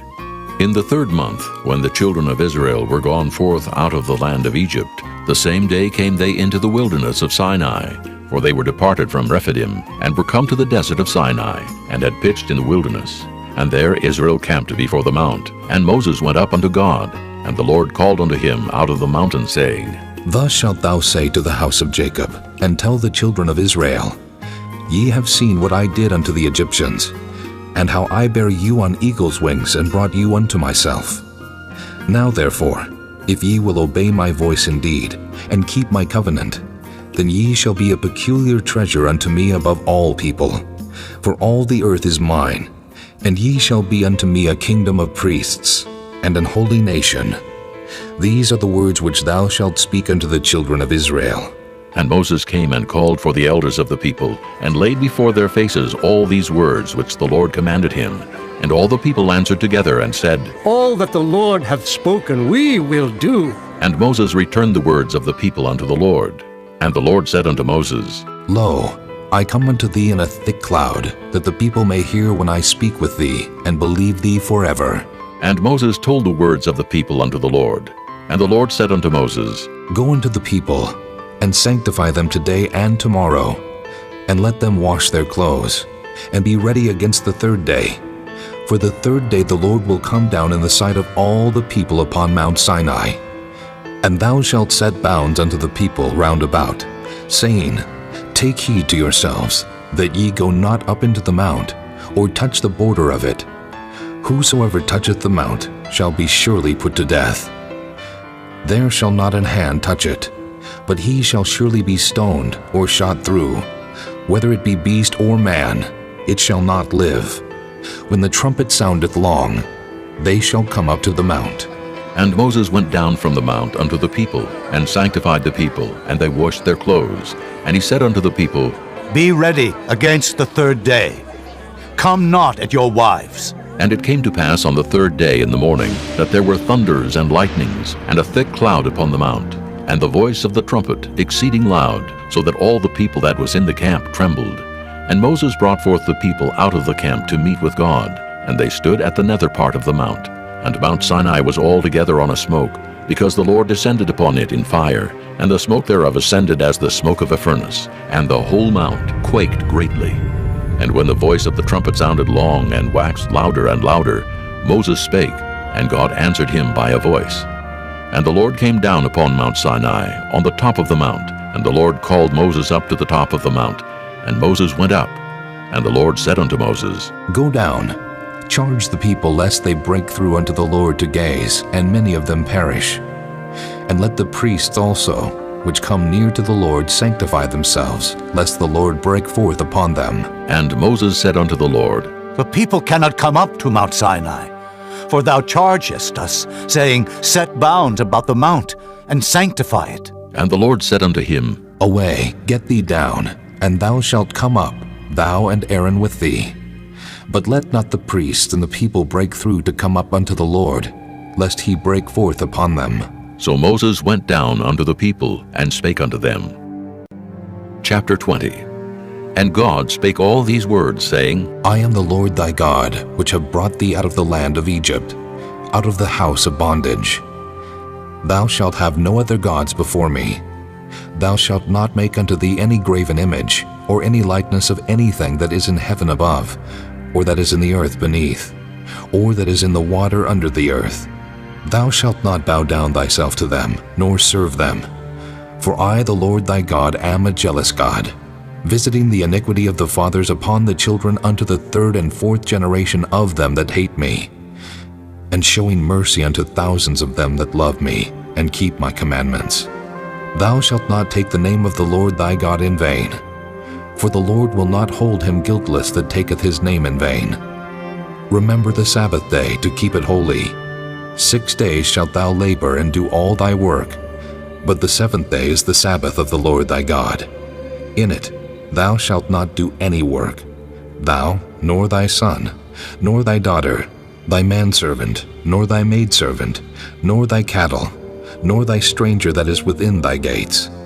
For in 6 days the Lord made heaven and earth, the sea, and all that in them is, and rested the seventh day. Wherefore the Lord blessed the Sabbath day, and hallowed it. Honor thy father and thy mother, that thy days may be long upon the land which the Lord thy God giveth thee. Thou shalt not kill. Thou shalt not commit adultery. Thou shalt not steal. Thou shalt not bear false witness against thy neighbor. Thou shalt not covet thy neighbor's house. Thou shalt not covet thy neighbor's wife, nor his manservant, nor his maidservant, nor his ox, nor his ass, nor anything that is thy neighbor's. And all the people saw the thunderings and the lightnings, and the noise of the trumpet, and the mountain smoking. And when the people saw it, they removed and stood afar off. And they said unto Moses, Speak thou with us, and we will hear. But let not God speak with us, lest we die. And Moses said unto the people, Fear not, for God is come to prove you, and that his fear may be before your faces, that ye sin not. And the people stood afar off. And Moses drew near unto the thick darkness where God was. And the Lord said unto Moses, Thus thou shalt say unto the children of Israel, Ye have seen that I have talked with you from heaven. Ye shall not make with me gods of silver, neither shall ye make unto you gods of gold. An altar of earth thou shalt make unto me, and shalt sacrifice thereon thy burnt offerings, and thy peace offerings, thy sheep, and thine oxen. In all places where I record my name I will come unto thee, and I will bless thee. And if thou wilt make me an altar of stone, thou shalt not build it of hewn stone, for if thou lift up thy tool upon it, thou hast polluted it. Neither shalt thou go up by steps unto mine altar, that thy nakedness be not discovered thereon. Chapter 21. Now these are the judgments which thou shalt set before them. If thou buy an Hebrew servant, 6 years he shall serve, and in the 7th he shall go out free for nothing. If he came in by himself, he shall go out by himself. If he were married, then his wife shall go out with him. If his master have given him a wife, and she have borne him sons or daughters, the wife and her children shall be her master's, and he shall go out by himself. And if the servant shall plainly say, I love my master, my wife, and my children, I will not go out free, then his master shall bring him unto the judges. He shall also bring him to the door, or unto the doorpost, and his master shall bore his ear through with an awl, and he shall serve him forever. And if a man sell his daughter to be a maidservant, she shall not go out as the men servants do. If she please not her master, who hath betrothed her to himself, then shall he let her be redeemed. To sell her unto a strange nation he shall have no power, seeing he hath dealt deceitfully with her. And if he have betrothed her unto his son, he shall deal with her after the manner of daughters. If he take him another wife, her food, her raiment, and her duty of marriage shall he not diminish. And if he do not these 3 unto her, then shall she go out free without money. He that smiteth a man so that he die, shall be surely put to death. And if a man lie not in wait, but God deliver him into his hand, then I will appoint thee a place whither he shall flee. But if a man come presumptuously upon his neighbor to slay him with guile, thou shalt take him from mine altar, that he may die. And he that smiteth his father or his mother shall be surely put to death. And he that stealeth a man and selleth him, or if he be found in his hand, he shall surely be put to death. And he that curseth his father or his mother shall surely be put to death. And if men strive together, and one smite another with a stone or with his fist, and he die not, but keepeth his bed, if he rise again, and walk abroad upon his staff, then shall he that smote him be quit. Only he shall pay for the loss of his time, and shall cause him to be thoroughly healed. And if a man smite his servant or his maid with a rod, and he die under his hand, he shall be surely punished. Notwithstanding, if he continue a day or 2, he shall not be punished, for he is his money. If men strive and hurt a woman with child, so that her fruit depart from her, and yet no mischief follow, he shall be surely punished, according as the woman's husband will lay upon him, and he shall pay as the judges determine. And if any mischief follow, then thou shalt give life for life, eye for eye, tooth for tooth, hand for hand, foot for foot, burning for burning, wound for wound, stripe for stripe. And if a man smite the eye of his servant, or the eye of his maid, that it perish, he shall let him go free for his eye's sake. And if he smite out his manservant's tooth, or his maidservant's tooth, he shall let him go free for his tooth's sake. If an ox gore a man or a woman, that they die, then the ox shall be surely stoned, and his flesh shall not be eaten, but the owner of the ox shall be quit. But if the ox were wont to push with his horn in time past, and it hath been testified to his owner, and he hath not kept him in, but that he hath killed a man or a woman, the ox shall be stoned, and his owner also shall be put to death. If there be laid on him a sum of money, then he shall give for the ransom of his life whatsoever is laid upon him. Whether he have gored a son, or have gored a daughter, according to this judgment shall it be done unto him. If the ox shall push a manservant or a maidservant, he shall give unto their master 30 shekels of silver, and the ox shall be stoned. And if a man shall open a pit, or if a man shall dig a pit, and not cover it, and an ox or an ass fall therein, the owner of the pit shall make it good, and give money unto the owner of them, and the dead beast shall be his. And if one man's ox hurt another's, that he die, then they shall sell the live ox and divide the money of it, and the dead ox also they shall divide. Or if it be known that the ox hath used to push in time past, and his owner hath not kept him in, he shall surely pay ox for ox, and the dead shall be his own. Chapter 22. If a man shall steal an ox or a sheep and kill it or sell it, he shall restore 5 oxen for an ox, and 4 sheep for a sheep. If a thief be found breaking up, and be smitten that he die, there shall no blood be shed for him. If the sun be risen upon him, there shall be blood shed for him, for he should make full restitution. If he have nothing, then he shall be sold for his theft. If the theft be certainly found in his hand alive, whether it be ox or ass or sheep, he shall restore double. If a man shall cause a field or vineyard to be eaten, and shall put in his beast, and shall feed in another man's field, of the best of his own field, and of the best of his own vineyard, shall he make restitution. If fire break out, and catch in thorns, so that the stacks of corn, or the standing corn, or the field be consumed therewith, he that kindled the fire shall surely make restitution.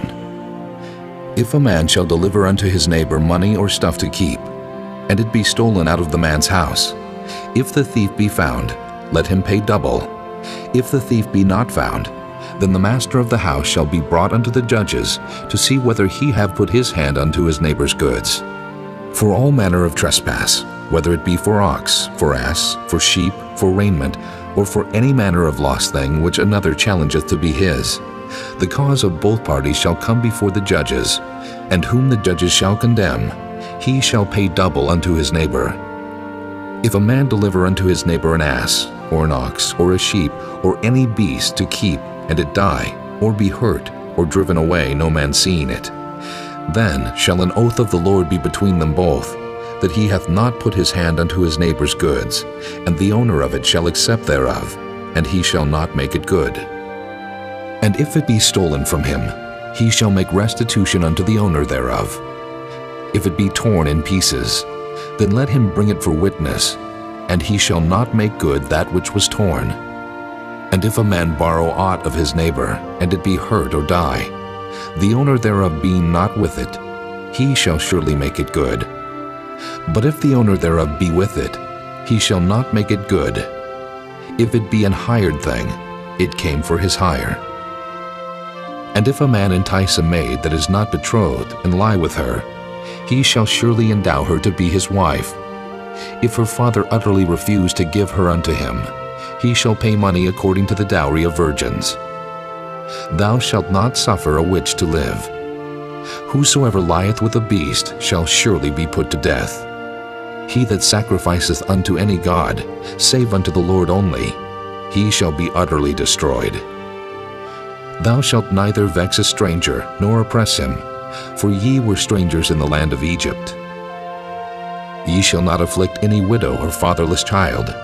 If thou afflict them in any wise, and they cry at all unto me, I will surely hear their cry, and my wrath shall wax hot, and I will kill you with the sword, and your wives shall be widows, and your children fatherless.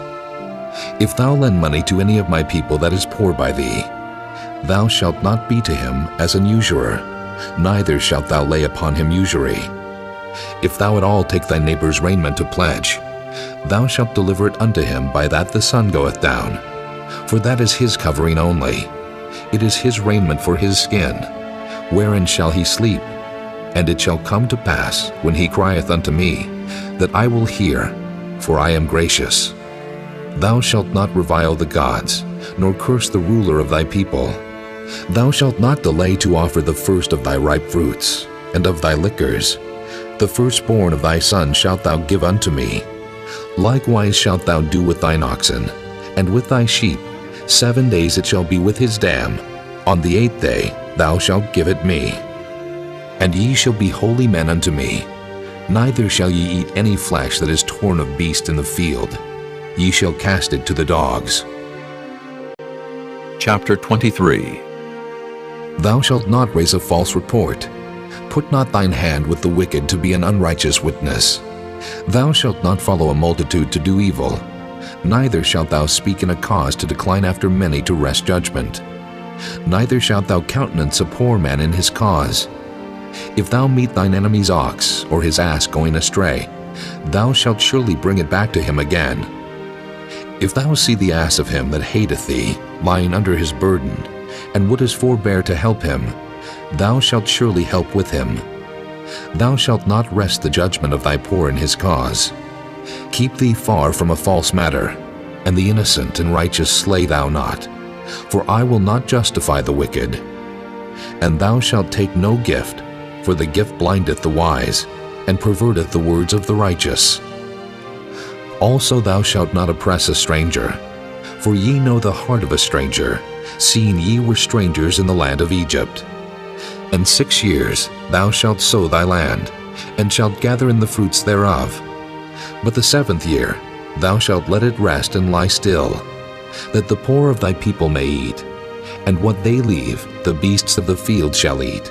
In like manner thou shalt deal with thy vineyard, and with thy oliveyard. 6 days thou shalt do thy work, and on the 7th day thou shalt rest, that thine ox and thine ass may rest, and the son of thy handmaid, and the stranger may be refreshed. And in all things that I have said unto you be circumspect, and make no mention of the name of other gods, neither let it be heard out of thy mouth. 3 times thou shalt keep a feast unto me in the year. Thou shalt keep the feast of unleavened bread. Thou shalt eat unleavened bread 7 days, as I commanded thee, in the time appointed of the month Abib, for in it thou camest out from Egypt. And none shall appear before me empty.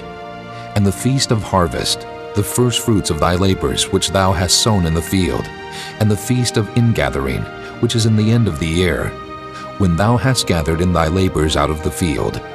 3 times in the year all thy males shall appear before the Lord God. Thou shalt not offer the blood of my sacrifice with leavened bread, neither shall the fat of my sacrifice remain until the morning. The first of the first fruits of thy land thou shalt bring into the house of the Lord thy God. Thou shalt not see the kid in his mother's milk. Behold, I send an angel before thee, to keep thee in the way, and to bring thee into the place which I have prepared. Beware of him, and obey his voice. Provoke him not, for he will not pardon your transgressions, for my name is in him. But if thou shalt indeed obey his voice, and do all that I speak, then I will be an enemy unto thine enemies, and an adversary unto thine adversaries. For mine angel shall go before thee, and bring thee in unto the Amorites, and the Hittites, and the Perizzites, and the Canaanites, the Hivites, and the Jebusites, and I will cut them off.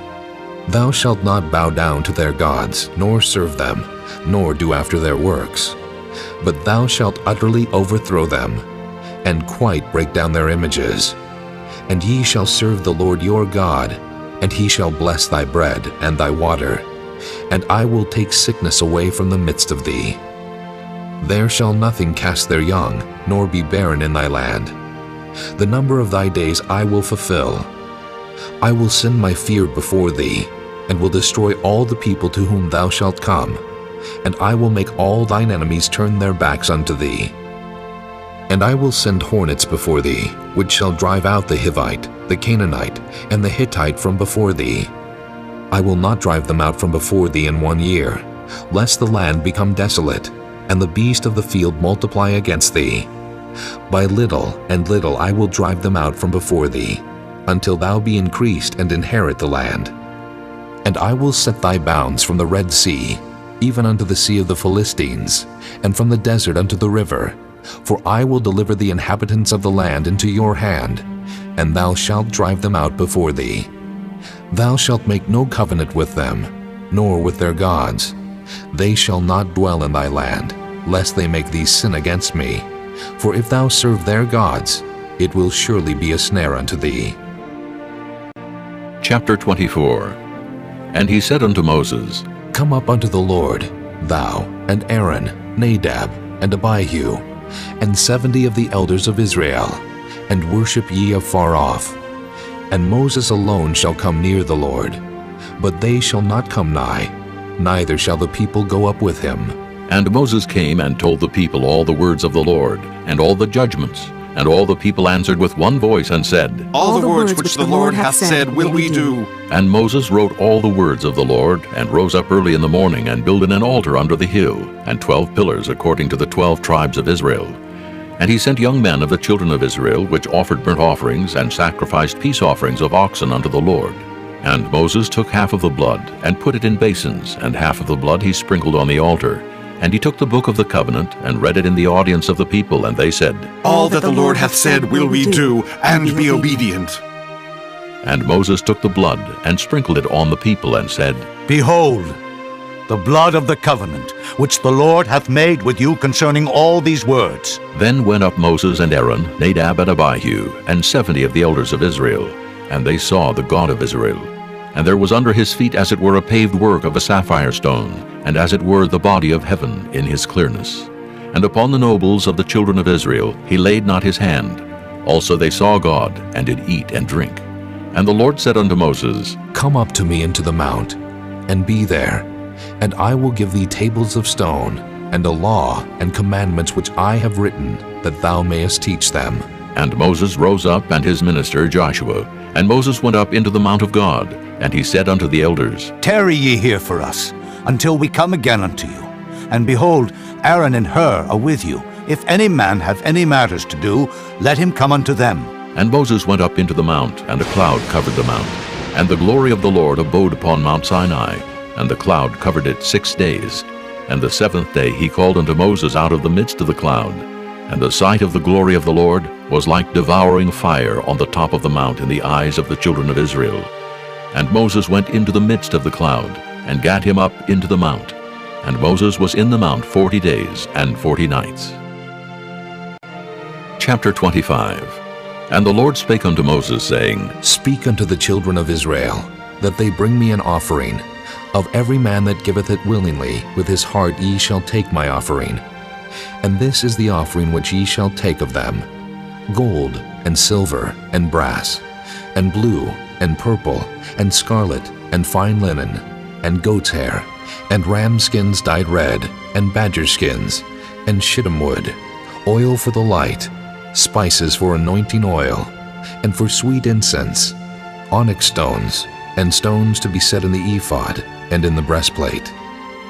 And let them make me a sanctuary, that I may dwell among them, according to all that I show thee, after the pattern of the tabernacle, and the pattern of all the instruments thereof, even so shall ye make it.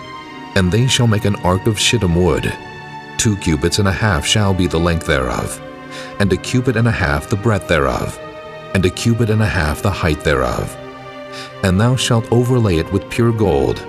Within and without shalt thou overlay it, and shalt make upon it a crown of gold round about. And thou shalt cast 4 rings of gold for it, and put them in the 4 corners thereof. And 2 rings shall be in the one side of it, and 2 rings in the other side of it. And thou shalt make staves of shittim wood, and overlay them with gold. And thou shalt put the staves into the rings by the sides of the ark, that the ark may be borne with them. The stave shall be in the rings of the ark. They shall not be taken from it. And thou shalt put into the ark the testimony which I shall give thee. And thou shalt make a mercy seat of pure gold. 2 cubits and a half shall be the length thereof, and 1 cubit and a half the breadth thereof. And thou shalt make 2 cherubims of gold. Of beaten work shalt thou make them in the 2 ends of the mercy seat. And make 1 cherub on the one end, and the other cherub on the other end. Even of the mercy seat shall ye make the cherubims on the 2 ends thereof. And the cherubims shall stretch forth their wings on high, covering the mercy seat with their wings, and their faces shall look one to another.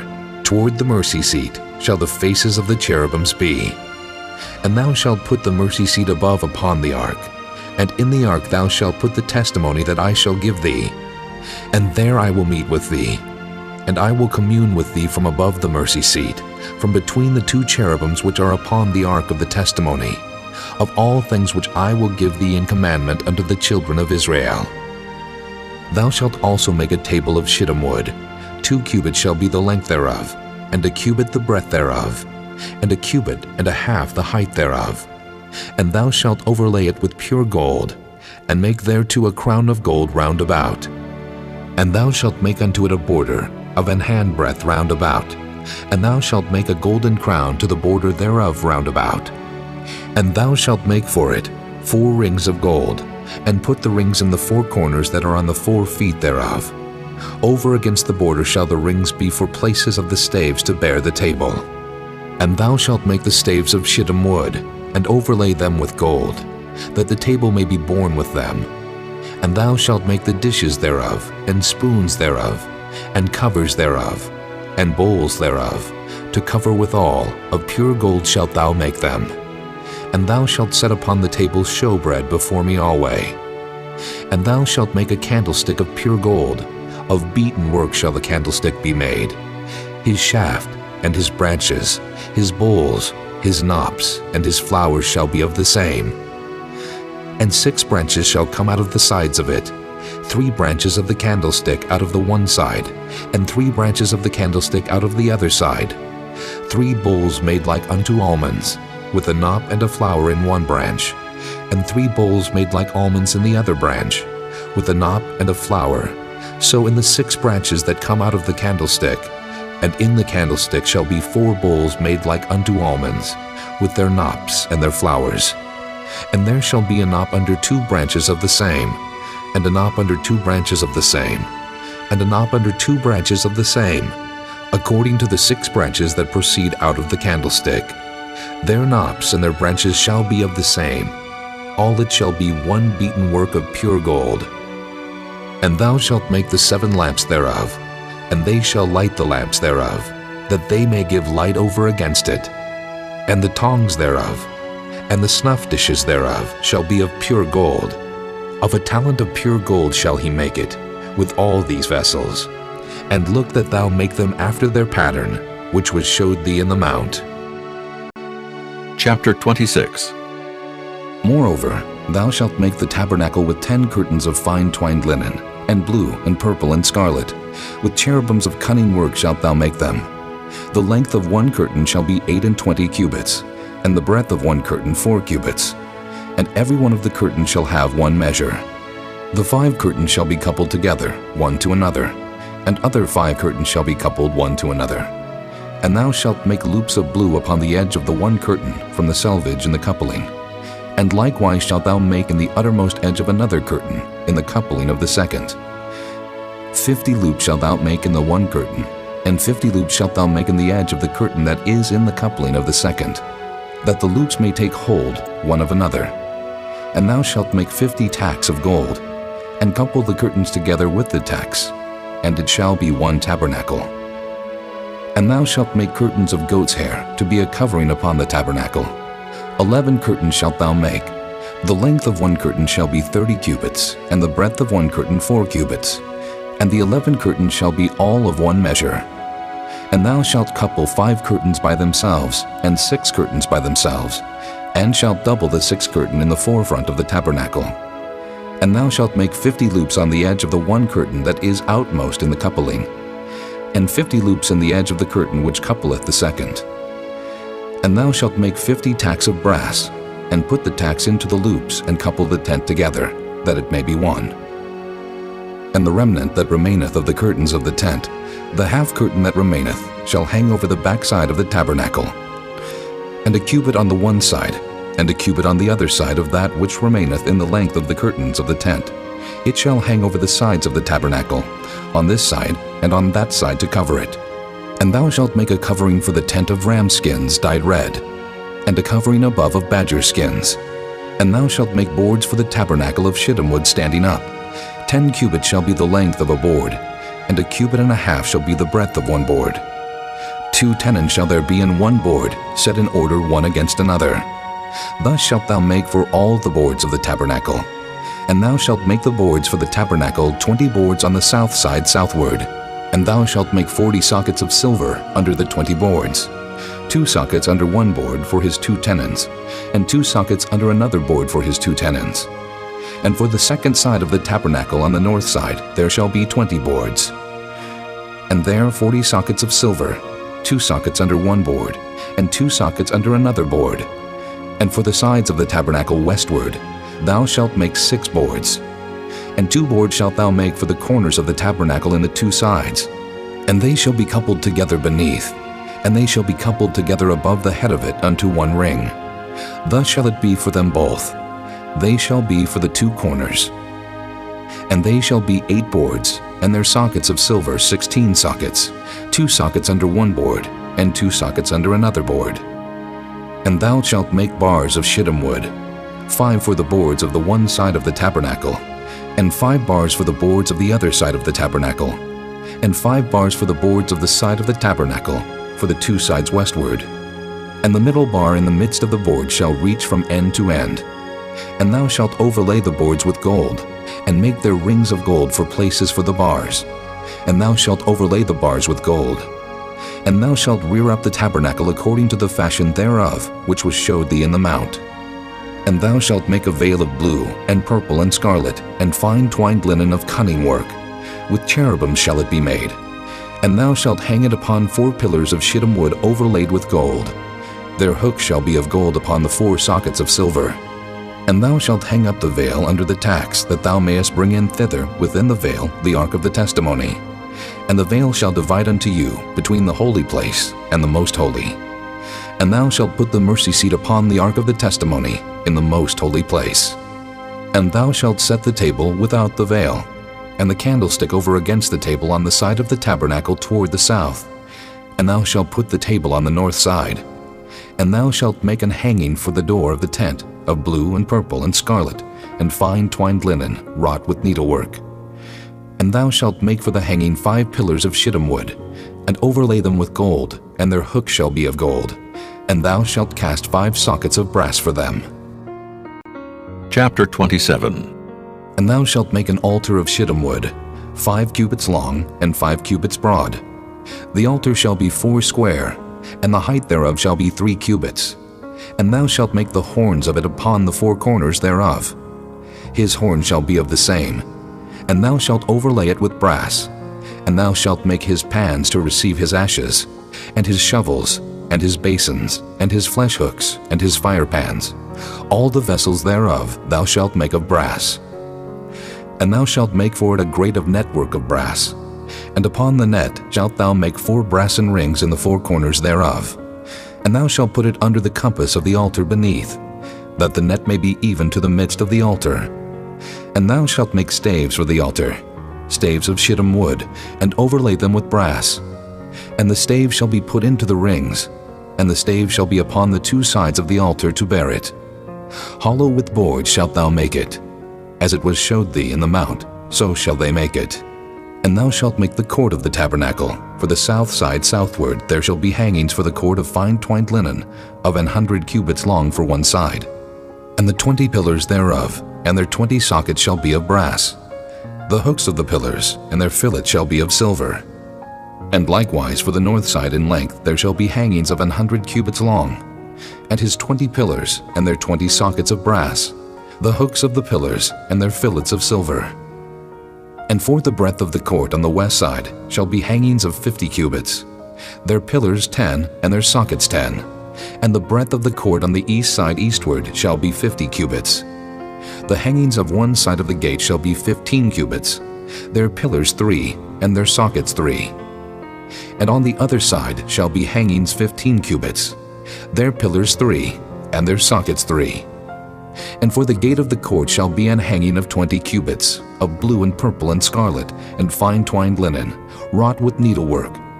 And their pillars shall be 4, and their sockets 4. All the pillars round about the court shall be filleted with silver. Their hooks shall be of silver, and their sockets of brass. The length of the court shall be 100 cubits, and the breadth 50, everywhere. And the height 5 cubits of fine twined linen, and their sockets of brass. All the vessels of the tabernacle and all the service thereof, and all the pins thereof, and all the pins of the court shall be of brass. And thou shalt command the children of Israel that they bring thee pure oil olive beaten for the light, to cause the lamp to burn always. In the tabernacle of the congregation without the veil, which is before the testimony, Aaron and his sons shall order it from evening to morning before the Lord. It shall be a statute forever unto their generations on the behalf of the children of Israel. Chapter 28. And take thou unto thee Aaron thy brother, and his sons with him from among the children of Israel, that he may minister unto me in the priest's office, even Aaron, Nadab, and Abihu, Eleazar, and Ithamar, Aaron's sons. And thou shalt make holy garments for Aaron thy brother, for glory and for beauty. And thou shalt speak unto all that are wise-hearted, whom I have filled with the spirit of wisdom, that they may make Aaron's garments to consecrate him, that he may minister unto me in the priest's office.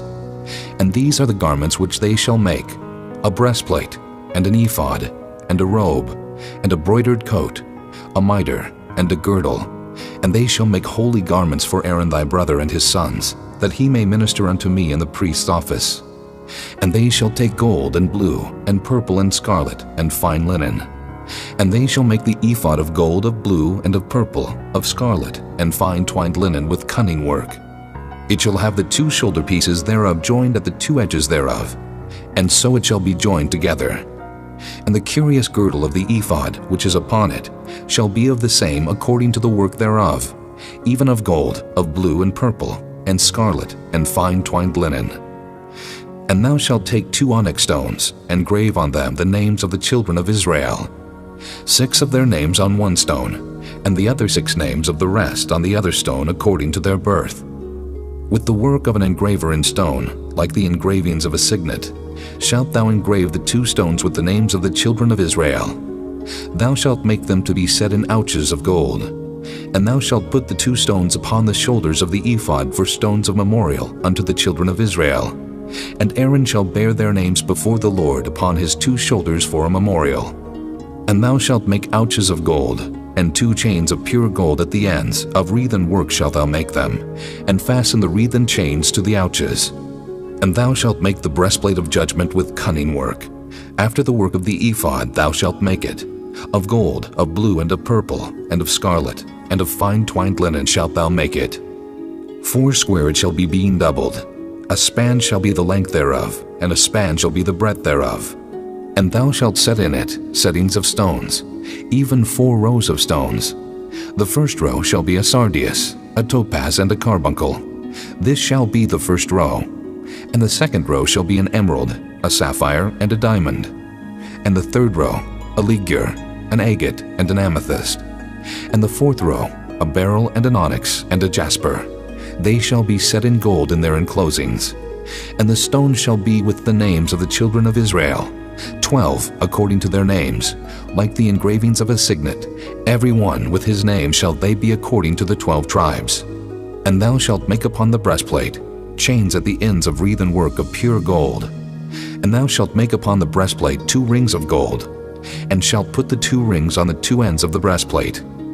And thou shalt put the 2 wreathen chains of gold in the 2 rings which are on the ends of the breastplate.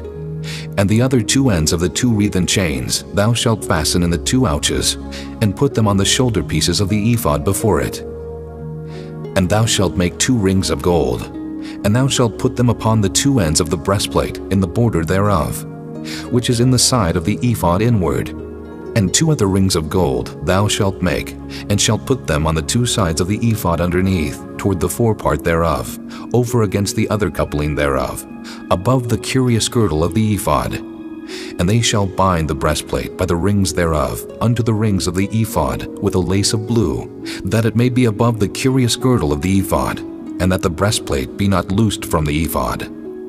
And Aaron shall bear the names of the children of Israel in the breastplate of judgment upon his heart, when he goeth in unto the holy place, for a memorial before the Lord continually. And thou shalt put in the breastplate of judgment the Urim and the Thummim, and they shall be upon Aaron's heart when he goeth in before the Lord. And Aaron shall bear the judgment of the children of Israel upon his heart before the Lord continually. And thou shalt make the robe of the ephod all of blue, and there shall be an hole in the top of it, in the midst thereof. It shall have a binding of woven work round about the whole of it, as it were the hole of an habergeon, that it be not rent. And beneath, upon the hem of it, thou shalt make pomegranates of blue, and of purple, and of scarlet, round about the hem thereof, and bells of gold between them round about. A golden bell and a pomegranate, a golden bell and a pomegranate, upon the hem of the robe round about. And it shall be upon Aaron to minister, and his sound shall be heard when he goeth in unto the holy place before the Lord, and when he cometh out, that he die not. And thou shalt make a plate of pure gold, and grave upon it, like the engravings of a signet, Holiness to the Lord. And thou shalt put it on a blue lace, that it may be upon the mitre. Upon the forefront of the mitre it shall be. And it shall be upon Aaron's forehead, that Aaron may bear the iniquity of the holy things, which the children of Israel shall hallow in all their holy gifts. And it shall be always upon his forehead, that they may be accepted before the Lord. And thou shalt embroider the coat of fine linen, and thou shalt make the mitre of fine linen, and thou shalt make the girdle of needlework. And for Aaron's sons thou shalt make coats, and thou shalt make for them girdles, and bonnets shalt thou make for them, for glory and for beauty. And thou shalt put them upon Aaron thy brother, and his sons with him, and shalt anoint them, and consecrate them, and sanctify them, that they may minister unto me in the priest's office. And thou shalt make them linen breeches to cover their nakedness. From the loins even unto the thighs they shall reach. And they shall be upon Aaron and upon his sons when they come in unto the tabernacle of the congregation, or when they come near unto the altar to minister in the holy place, that they bear not iniquity and die. It shall be a statute forever unto him and his seed after him. Chapter 29. And this is the thing that thou shalt do unto them, to hallow them, to minister unto me in the priest's office. Take 1 young bullock, and 2 rams without blemish, and unleavened bread, and cakes unleavened tempered with oil, and wafers unleavened anointed with oil. Of wheaten flour shalt thou make them. And thou shalt put them into 1 basket, and bring them in the basket with the bullock and the 2 rams. And Aaron and his sons thou shalt bring unto the door of the tabernacle of the congregation, and shalt wash them with water. And thou shalt take the garments, and put upon Aaron the coat, and the robe of the ephod, and the ephod, and the breastplate, and gird him with the curious girdle of the ephod. And thou shalt put the mitre upon his head, and put the holy crown upon the mitre. Then shalt thou take the anointing oil, and pour it upon his head, and anoint him. And thou shalt bring his sons, and put coats upon them, and thou shalt gird them with girdles, Aaron and his sons, and put the bonnets on them, and the priest's office shall be theirs for a perpetual statute. And thou shalt consecrate Aaron and his sons. And thou shalt cause a bullock to be brought before the tabernacle of the congregation. And Aaron and his sons shall put their hands upon the head of the bullock. And thou shalt kill the bullock before the Lord, by the door of the tabernacle of the congregation. And thou shalt take of the blood of the bullock, and put it upon the horns of the altar with thy finger, and pour all the blood beside the bottom of the altar. And thou shalt take all the fat that covereth the inwards, and the caul that is above the liver, and the 2 kidneys, and the fat that is upon them, and burn them upon the altar. But the flesh of the bullock, and his skin, and his dung, shalt thou burn with fire without the camp. It is a sin offering. Thou shalt also take 1 ram, and Aaron and his sons shall put their hands upon the head of the ram. And thou shalt slay the ram. And thou shalt take his blood, and sprinkle it round about upon the altar. And thou shalt cut the ram in pieces, and wash the inwards of him, and his legs, and put them unto his pieces, and unto his head. And thou shalt burn the whole ram upon the altar. It is a burnt offering unto the Lord. It is a sweet savor, an offering made by fire unto the Lord. And thou shalt take the other ram, and Aaron and his sons shall put their hands upon the head of the ram. Then shalt thou kill the ram, and take of his blood, and put it upon the tip of the right ear of Aaron, and upon the tip of the right ear of his sons, and upon the thumb of their right hand, and upon the great toe of their right foot, and sprinkle the blood upon the altar round about. And thou shalt take of the blood that is upon the altar, and of the anointing oil, and sprinkle it upon Aaron, and upon his garments, and upon his sons, and upon the garments of his sons with him. And he shall be hallowed, and his garments and his sons' garments with him. Also thou shalt take of the ram the fat and the rump, and the fat that covereth the inwards, and the caul above the liver, and the 2 kidneys, and the fat that is upon them, and the right shoulder, for it is a ram of consecration. And 1 loaf of bread, and 1 cake of oiled bread, and 1 wafer out of the basket of the unleavened bread that is before the Lord. And thou shalt put all in the hands of Aaron, and in the hands of his sons, and shalt wave them for a wave offering before the Lord. And thou shalt receive them of their hands, and burn them upon the altar for a burnt offering, for a sweet savor before the Lord. It is an offering made by fire unto the Lord. And thou shalt take the breast of the ram of Aaron's consecration, and wave it for a wave offering before the Lord, and it shall be thy part. And thou shalt sanctify the breast of the wave offering, and the shoulder of the heave offering, which is waved, and which is heaved up, of the ram of the consecration, even of that which is for Aaron, and of that which is for his sons. And it shall be Aaron's and his sons by a statute forever from the children of Israel. For it is an heave offering, and it shall be an heave offering from the children of Israel of the sacrifice of their peace offerings, even their heave offering unto the Lord. And the holy garments of Aaron shall be his sons after him, to be anointed therein, and to be consecrated in them. And that son that is priest in his stead shall put them on 7 days, when he cometh into the tabernacle of the congregation to minister in the holy place. And thou shalt take the ram of the consecration, and seethe his flesh in the holy place. And Aaron and his sons shall eat the flesh of the ram, and the bread that is in the basket by the door of the tabernacle of the congregation.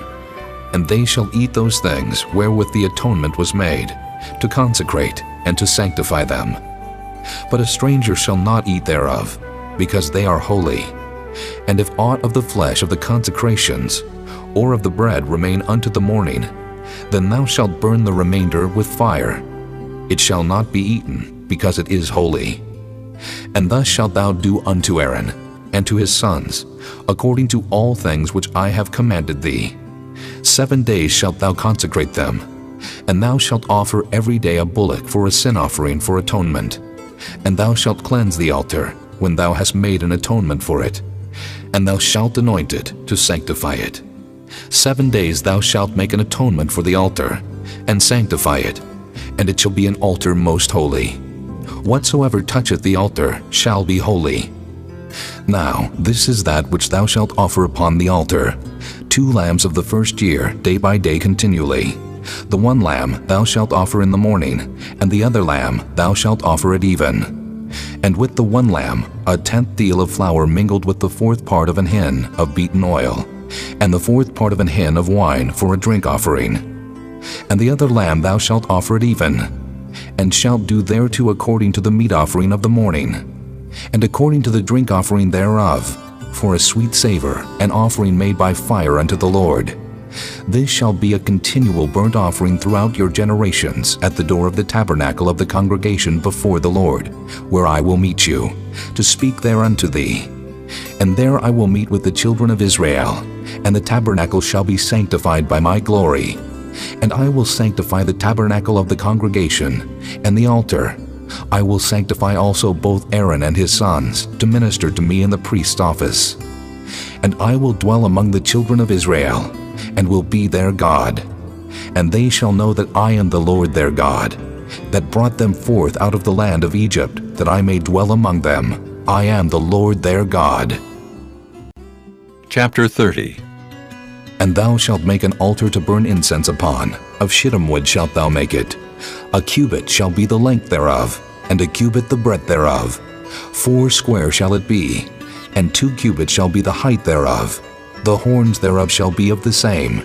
And thou shalt overlay it with pure gold, the top thereof, and the sides thereof round about, and the horns thereof. And thou shalt make unto it a crown of gold round about. And 2 golden rings shalt thou make to it under the crown of it, by the 2 corners thereof. Upon the 2 sides of it shalt thou make it, and they shall be for places for the staves to bear it withal. And thou shalt make the staves of shittim wood, and overlay them with gold. And thou shalt put it before the veil that is by the ark of the testimony, before the mercy seat that is over the testimony, where I will meet with thee. And Aaron shall burn thereon sweet incense every morning. When he dresseth the lamps, he shall burn incense upon it. And when Aaron lighteth the lamps at even, he shall burn incense upon it, a perpetual incense before the Lord throughout your generations. Ye shall offer no strange incense thereon, nor burnt sacrifice, nor meat offering, neither shall ye pour drink offering thereon.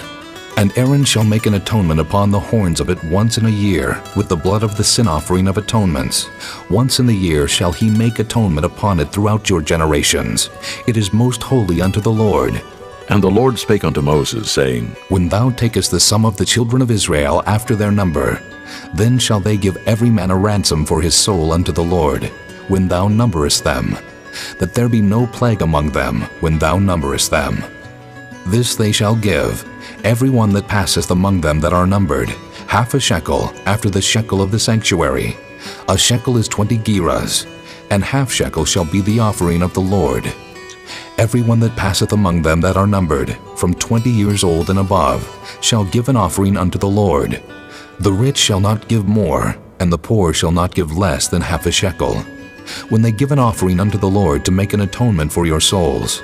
And thou shalt take the atonement money of the children of Israel, and shalt appoint it for the service of the tabernacle of the congregation, that it may be a memorial unto the children of Israel before the Lord, to make an atonement for your souls. And the Lord spake unto Moses, saying, Thou shalt also make a laver of brass, and his foot also of brass, to wash withal, and thou shalt put it between the tabernacle of the congregation and the altar, and thou shalt put water therein. For Aaron and his sons shall wash their hands and their feet thereat. When they go into the tabernacle of the congregation, they shall wash with water, that they die not. Or when they come near to the altar to minister, to burn offering made by fire unto the Lord. So they shall wash their hands and their feet, that they die not. And it shall be a statute forever to them, even to him and to his seed throughout their generations.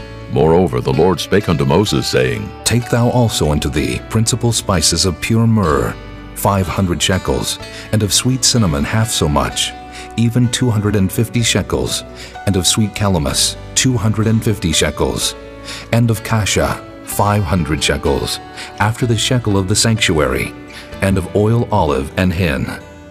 And thou shalt make it an oil of holy ointment, an ointment compound after the art of the apothecary. It shall be an holy anointing oil. And thou shalt anoint the tabernacle of the congregation therewith, and the ark of the testimony, and the table, and all his vessels, and the candlestick, and his vessels, and the altar of incense, and the altar of burnt offering with all his vessels, and the laver, and his foot. And thou shalt sanctify them, that they may be most holy.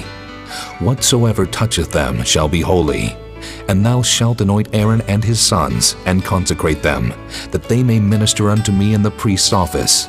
And thou shalt speak unto the children of Israel, saying, This shall be an holy anointing oil unto me throughout your generations. Upon man's flesh shall it not be poured, neither shall ye make any other like it after the composition of it. It is holy, and it shall be holy unto you. Whosoever compoundeth any like it, or whosoever putteth any of it upon a stranger, shall even be cut off from his people. And the Lord said unto Moses, Take unto thee sweet spices, stacte, and onycha, and galbanum. These sweet spices with pure frankincense, of each shall there be a like weight. And thou shalt make it a perfume, a confection after the art of the apothecary, tempered together, pure and holy. And thou shalt beat some of it very small, and put of it before the testimony in the tabernacle of the congregation, where I will meet with thee. It shall be unto you most holy.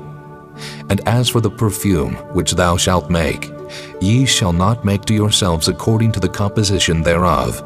It shall be unto thee holy for the Lord. Whosoever shall make like unto that, to smell thereto, shall even be cut off from his people. Chapter 31. And the Lord spake unto Moses, saying, See, I have called by name Bezaleel, the son of Uri, the son of Hur of the tribe of Judah, and I have filled him with the Spirit of God, in wisdom, and in understanding, and in knowledge, and in all manner of workmanship, to devise cunning works, to work in gold, and in silver, and in brass, and in cutting of stones to set them, and in carving of timber, to work in all manner of workmanship. And I, behold, I have given with him Aholiab, the son of Ahisamach, of the tribe of Dan, And in the hearts of all that are wise-hearted I have put wisdom, that they may make all that I have commanded thee. The tabernacle of the congregation, and the ark of the testimony, and the mercy seat that is thereupon, and all the furniture of the tabernacle, and the table, and his furniture, and the pure candlestick with all his furniture, and the altar of incense, and the altar of burnt offering with all his furniture, and the laver and his foot, and the cloths of service, and the holy garments for Aaron the priest, and the garments of his sons to minister in the priest's office, and the anointing oil, and sweet incense for the holy place, according to all that I have commanded thee, shall they do. And the Lord spake unto Moses, saying, Speak thou also unto the children of Israel, saying, Verily, my Sabbaths ye shall keep, for it is a sign between me and you throughout your generations, that ye may know that I am the Lord that doth sanctify you. Ye shall keep the Sabbath therefore, for it is holy unto you. Every one that defileth it shall surely be put to death. For whosoever doeth any work therein, that soul shall be cut off from among his people. 6 days may work be done, but in the 7th is the Sabbath of rest, holy to the Lord.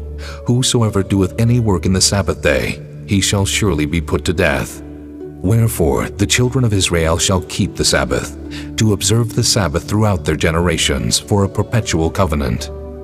It is a sign between me and the children of Israel forever. For in 6 days the Lord made heaven and earth, and on the 7th day he rested and was refreshed. And he gave unto Moses, when he had made an end of communing with him upon Mount Sinai, 2 tables of testimony, tables of stone, written with the finger of God. Chapter 32. And when the people saw that Moses delayed to come down out of the mount, the people gathered themselves together unto Aaron, and said unto him, Up, make us gods, which shall go before us. For as for this Moses, the man that brought us up out of the land of Egypt, we wot not what has become of him. And Aaron said unto them, Break off the golden earrings, which are in the ears of your wives, of your sons, and of your daughters, and bring them unto me. And all the people brake off the golden earrings which were in their ears, and brought them unto Aaron. And he received them at their hand, and fashioned it with a graving tool, after he had made it a molten calf. And they said, These be thy gods, O Israel, which brought thee up out of the land of Egypt. And when Aaron saw it, he built an altar before it, and Aaron made proclamation and said, Tomorrow is a feast to the Lord. And they rose up early on the morrow, and offered burnt offerings, and brought peace offerings. And the people sat down to eat and to drink, and rose up to play. And the Lord said unto Moses, Go, get thee down, for thy people which thou broughtest out of the land of Egypt have corrupted themselves. They have turned aside quickly out of the way which I commanded them. They have made them a molten calf, and have worshipped it, and have sacrificed thereunto, and said, These be thy gods, O Israel, which have brought thee up out of the land of Egypt. And the Lord said unto Moses, I have seen this people, and, behold, it is a stiff-necked people. Now therefore let me alone, that my wrath may wax hot against them, and that I may consume them, and I will make of thee a great nation. And Moses besought the Lord his God, and said, Lord, why doth thy wrath wax hot against thy people, which thou hast brought forth out of the land of Egypt with great power, and with a mighty hand?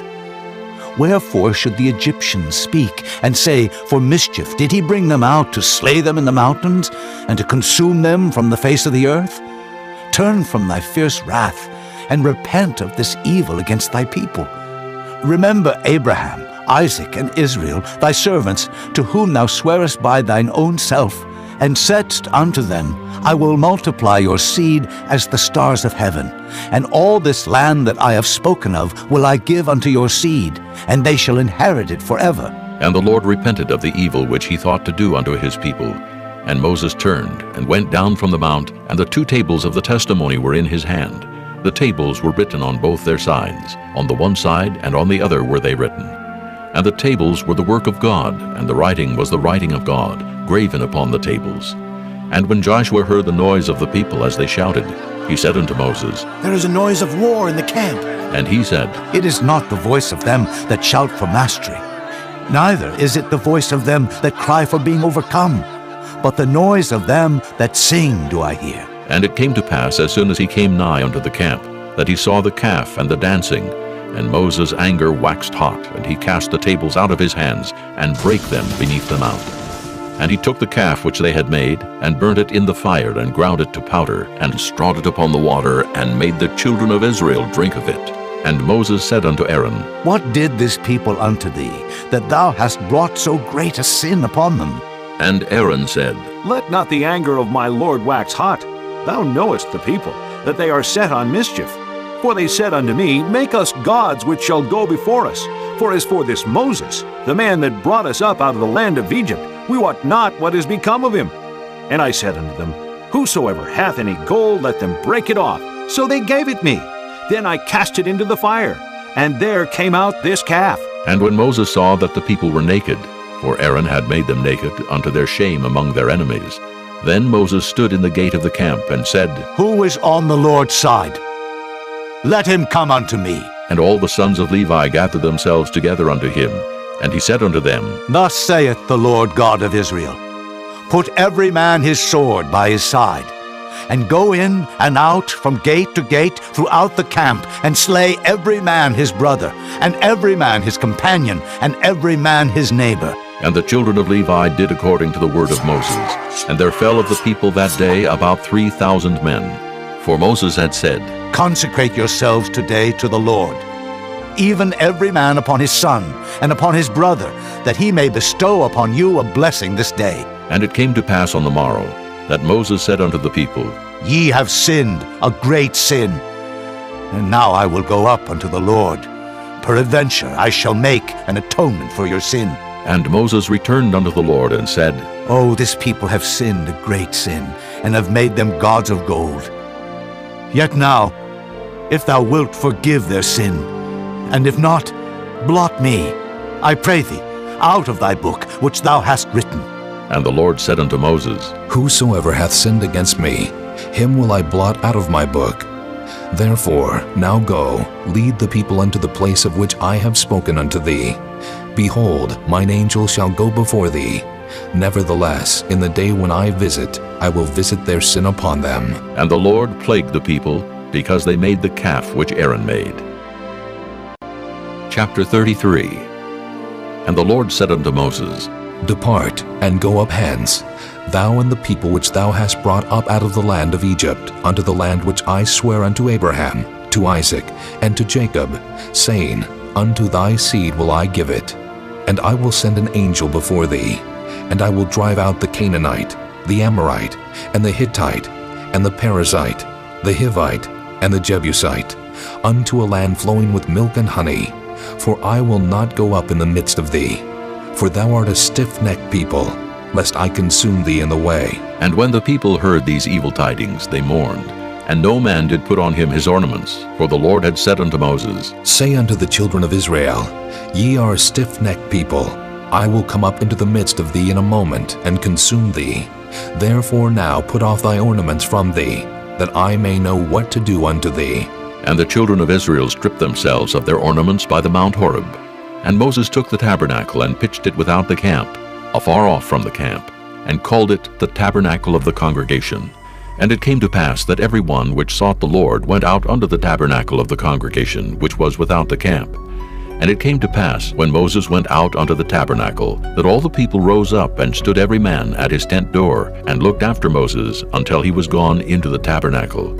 And it came to pass, as Moses entered into the tabernacle, the cloudy pillar descended, and stood at the door of the tabernacle, and the Lord talked with Moses. And all the people saw the cloudy pillar stand at the tabernacle door, and all the people rose up and worshipped, every man in his tent door. And the Lord spake unto Moses face to face, as a man speaketh unto his friend. And he turned again into the camp. But his servant Joshua the son of Nun, a young man, departed not out of the tabernacle. And Moses said unto the Lord, See, thou sayest unto me, Bring up this people. And thou hast not let me know whom thou wilt send with me. Yet thou hast said, I know thee by name, and thou hast also found grace in my sight. Now, therefore, I pray thee, if I have found grace in thy sight, show me now thy way, that I may know thee, that I may find grace in thy sight, and consider that this nation is thy people. And he said, My presence shall go with thee, and I will give thee rest. And he said unto him, If thy presence go not with me, carry us not up hence. For wherein shall it be known here that I and thy people have found grace in thy sight? Is it not in that thou goest with us? So shall we be separated, I and thy people, from all the people that are upon the face of the earth.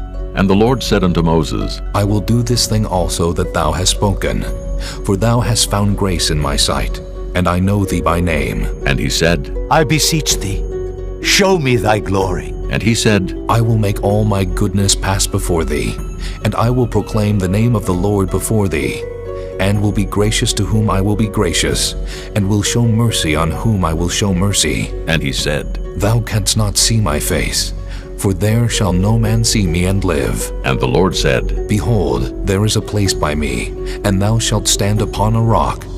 And it shall come to pass, while my glory passeth by, that I will put thee in a cleft of the rock, and will cover thee with my hand while I pass by. And I will take away mine hand, and thou shalt see my back parts, but my face shall not be seen. This concludes disc number 5. Chapter 34. And the Lord said unto Moses, Hew thee 2 tables of stone like unto the first, and I will write upon these tables the words that were in the first tables which thou breakest. And be ready in the morning, and come up in the morning unto Mount Sinai, and present thyself there to me in the top of the mount. And no man shall come up with thee, neither let any man be seen throughout all the mount, neither let the flocks nor herds feed before that mount. And he hewed 2 tables of stone like unto the first. And Moses rose up early in the morning, and went up unto Mount Sinai, as the Lord had commanded him, and took in his hand the 2 tables of stone. And the Lord descended in the cloud, and stood with him there, and proclaimed the name of the Lord. And the Lord passed by before him, and proclaimed, The Lord God, merciful and gracious, long-suffering and abundant in goodness and truth, keeping mercy for thousands, forgiving iniquity and transgression and sin, and that will by no means clear the guilty, visiting the iniquity of the fathers upon the children, and upon the children's children, unto the 3rd and to the 4th generation. And Moses made haste, and bowed his head toward the earth, and worshipped. And he said, If now I have found grace in thy sight, O Lord, let my Lord, I pray thee, go among us, for it is a stiff-necked people. And pardon our iniquity and our sin, and take us for thine inheritance. And he said, Behold, I make a covenant. Before all thy people I will do marvels, such as have not been done in all the earth, nor in any nation. And all the people among which thou art shall see the work of the Lord, for it is a terrible thing that I will do with thee. Observe thou that which I command thee this day.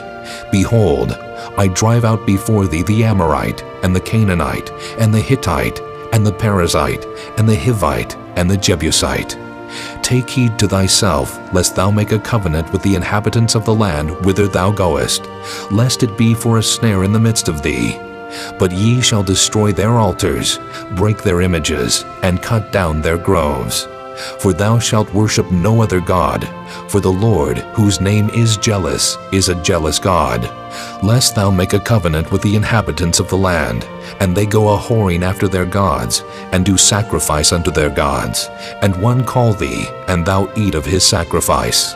And thou take of their daughters unto thy sons, and their daughters go a-whoring after their gods, and make thy sons go a-whoring after their gods. Thou shalt make thee no molten gods. The feast of unleavened bread shalt thou keep. 7 days thou shalt eat unleavened bread, as I commanded thee in the time of the month Abib. For in the month Abib thou camest out from Egypt. All that openeth the matrix is mine, and every firstling among thy cattle, whether ox or sheep that is male. But the firstling of an ass thou shalt redeem with a lamb, and if thou redeem him not, then shalt thou break his neck. All the firstborn of thy sons thou shalt redeem, and none shall appear before me empty. 6 days thou shalt work, but on the 7th day thou shalt rest. In earing time and in harvest thou shalt rest. And thou shalt observe the feast of weeks, of the firstfruits of wheat harvest, and the feast of ingathering at the year's end. Thrice in the year shall all your men children appear before the Lord God, the God of Israel. For I will cast out the nations before thee, and enlarge thy borders. Neither shall any man desire thy land when thou shalt go up to appear before the Lord thy God thrice in the year. Thou shalt not offer the blood of my sacrifice with leaven, neither shall the sacrifice of the feast of the Passover be left unto the morning. The first of the firstfruits of thy land thou shalt bring unto the house of the Lord thy God. Thou shalt not see the kid in his mother's milk. And the Lord said unto Moses, Write thou these words, for after the tenor of these words I have made a covenant with thee and with Israel. And he was there with the Lord 40 days and 40 nights. He did neither eat bread nor drink water, and he wrote upon the tables the words of the covenant, the 10 commandments. And it came to pass, when Moses came down from Mount Sinai with the 2 tables of testimony in Moses' hand, when he came down from the mount, that Moses wist not that the skin of his face shone while he talked with him. And when Aaron and all the children of Israel saw Moses, behold, the skin of his face shone, and they were afraid to come nigh him. And Moses called unto them, and Aaron and all the rulers of the congregation returned unto him, and Moses talked with them. And afterward all the children of Israel came nigh, and he gave them in commandment all that the Lord had spoken with him in Mount Sinai. Until Moses had done speaking with them, he put a veil on his face. But when Moses went in before the Lord to speak with him, he took the veil off until he came out. And he came out and spake unto the children of Israel that which he was commanded. And the children of Israel saw the face of Moses, that the skin of Moses' face shone. And Moses put the veil upon his face again, until he went in to speak with him. Chapter 35. And Moses gathered all the congregation of the children of Israel together, and said unto them, These are the words which the Lord hath commanded, that ye should do them. 6 days shall work be done, but on the 7th day there shall be to you an holy day, a Sabbath of rest to the Lord. Whosoever doeth work therein shall be put to death. Ye shall kindle no fire throughout your habitations upon the Sabbath day. And Moses spake unto all the congregation of the children of Israel, saying, This is the thing which the Lord commanded, saying, Take ye from among you an offering unto the Lord. Whosoever is of a willing heart, let him bring it, an offering of the Lord, gold and silver and brass and blue and purple and scarlet and fine linen and goat's hair and ram's skins dyed red and badger's skins and shittim wood and oil for the light and spices for anointing oil and for the sweet incense and onyx stones and stones to be set for the ephod and for the breastplate. And every wise-hearted among you shall come and make all that the Lord hath commanded: the tabernacle, his tent and his covering, his tacks and his boards, his bars, his pillars and his sockets, the ark and the staves thereof, with the mercy seat and the veil of the covering, the table and his staves and all his vessels, and the showbread, the candlestick also for the light, and his furniture, and his lamps with the oil for the light, and the incense altar, and his staves, and the anointing oil, and the sweet incense, and the hanging for the door at the entering in of the tabernacle, the altar of burnt offering, with his brazen grate, his staves, and all his vessels, the laver and his foot, the hangings of the court, his pillars and their sockets, and the hanging for the door of the court, the pins of the tabernacle, and the pins of the court, and their cords, the cloths of service, to do service in the holy place, the holy garments for Aaron the priest, and the garments of his sons, to minister in the priest's office. And all the congregation of the children of Israel departed from the presence of Moses, and they came, every one whose heart stirred him up, and every one whom his spirit made willing, and they brought the Lord's offering to the work of the tabernacle of the congregation, and for all his service, and for the holy garments. And they came, both men and women, as many as were willing-hearted, and brought bracelets and earrings and rings and tablets, all jewels of gold. And every man that offered an offering of gold unto the Lord. And every man with whom was found blue and purple and scarlet and fine linen and goat's hair and red skins of rams and badger skins brought them. Every one that did offer an offering of silver and brass brought the Lord's offering, and every man with whom was found shittim wood for any work of the service brought it. And all the women that were wise-hearted did spin with their hands, and brought that which they had spun, both of blue and of purple and of scarlet and of fine linen. And all the women whose hearts stirred them up in wisdom spun goat's hair. And the rulers brought onyx stones, and stones to be set for the ephod and for the breastplate, and spice and oil for the light, and for the anointing oil, and for the sweet incense.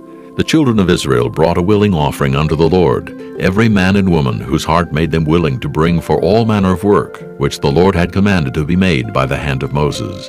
And Moses said unto the children of Israel, See, the Lord hath called by name Bezaleel, the son of Uri, the son of Hur, of the tribe of Judah. And he hath filled him with the Spirit of God, in wisdom, in understanding, and in knowledge, and in all manner of workmanship, and to devise curious works, to work in gold, and in silver, and in brass, and in the cutting of stones, to set them, and in carving of wood, to make any manner of cunning work. And he hath put in his heart that he may teach both he and Aholiab, the son of Ahisamach, of the tribe of Dan. Them hath he filled with wisdom of heart, to work all manner of work, of the engraver, and of the cunning workman, and of the embroiderer, in blue and in purple, in scarlet and in fine linen, and of the weaver, even of them that do any work, and of those that devise cunning work. Chapter 36. Then wrought Bezaleel and Aholiab, and every wise-hearted man in whom the Lord put wisdom and understanding, to know how to work all manner of work for the service of the sanctuary, according to all that the Lord had commanded. And Moses called Bezaleel and Aholiab, and every wise-hearted man, in whose heart the Lord had put wisdom, even every one whose heart stirred him up to come unto the work to do it. And they received of Moses all the offering which the children of Israel had brought for the work of the service of the sanctuary, to make it withal. And they brought yet unto him free offerings every morning. And all the wise men that wrought all the work of the sanctuary came every man from his work which they made. And they spake unto Moses, saying, The people bring much more than enough for the service of the work, which the Lord commanded to make. And Moses gave commandment, and they caused it to be proclaimed throughout the camp, saying, Let neither man nor woman make any more work for the offering of the sanctuary. So the people were restrained from bringing, for the stuff they had was sufficient for all the work to make it, and too much. And every wise-hearted man among them that wrought the work of the tabernacle made 10 curtains of fine twined linen, and blue, and purple, and scarlet. With cherubims of cunning work made he them. The length of one curtain was 28 cubits, and the breadth of one curtain 4 cubits. The curtains were all of one size. And he coupled the 5 curtains one unto another, and the other 5 curtains he coupled one unto another. And he made loops of blue on the edge of one curtain from the selvage in the coupling. Likewise he made in the uttermost side of another curtain, in the coupling of the second. 50 loops made he in one curtain, and 50 loops made he in the edge of the curtain, which was in the coupling of the second. The loops held one curtain to another. And he made 50 tacks of gold, and coupled the curtains one unto another with the tacks, so it became one tabernacle. And he made curtains of goat's hair for the tent over the tabernacle. 11 curtains he made them. The length of one curtain was 30 cubits, and 4 cubits was the breadth of one curtain. The 11 curtains were of one size. And he coupled 5 curtains by themselves, and 6 curtains by themselves. And he made 50 loops upon the uttermost edge of the curtain in the coupling. And 50 loops made he upon the edge of the curtain which coupleth the second. And he made 50 tacks of brass to couple the tent together, that it might be one. And he made a covering for the tent of ram skin dyed red, and a covering of badger skin above that.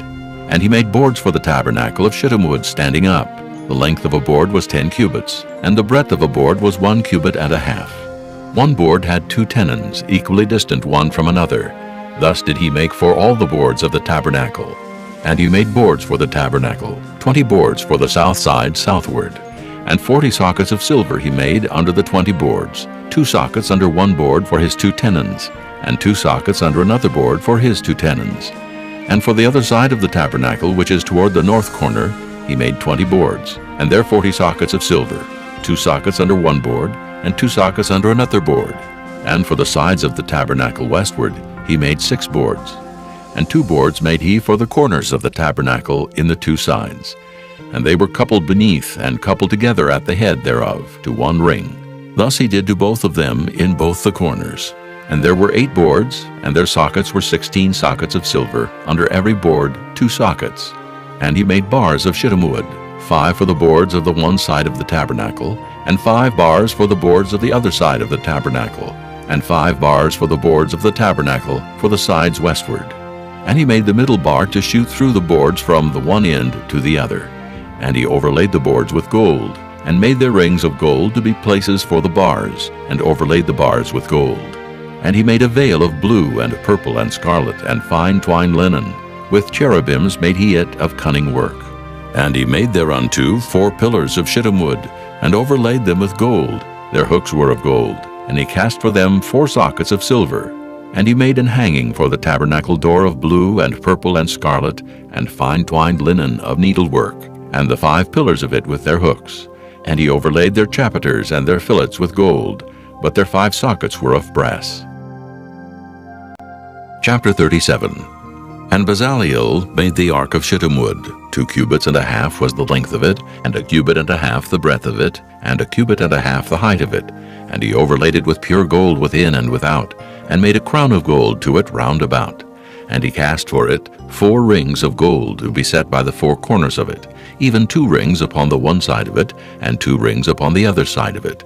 And he made staves of shittim wood, and overlaid them with gold. And he put the staves into the rings by the sides of the ark, to bear the ark. And he made the mercy seat of pure gold. 2 cubits and a half was the length thereof, and 1 cubit and a half the breadth thereof. And he made 2 cherubims of gold, beaten out of 1 piece made he them, on the 2 ends of the mercy seat. 1 cherub on the end on this side, and another cherub on the other end on that side. Out of the mercy seat made he the cherubims on the 2 ends thereof. And the cherubims spread out their wings on high, and covered with their wings over the mercy seat, with their faces one to another. Even to the mercy seatward were the faces of the cherubims. And he made the table of shittim wood. 2 cubits was the length thereof, and 1 cubit the breadth thereof, and 1 cubit and a half the height thereof. And he overlaid it with pure gold, and made thereunto a crown of gold round about. Also he made thereunto a border of an handbreadth round about, and made a crown of gold for the border thereof round about. And he cast for it 4 rings of gold, and put the rings upon the 4 corners that were in the 4 feet thereof. Over against the border were the rings, the places for the staves to bear the table.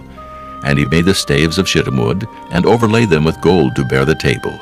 And he made the vessels which were upon the table, his dishes, and his spoons, and his bowls, and his covers to cover withal, of pure gold. And he made the candlestick of pure gold, of beaten work made he the candlestick.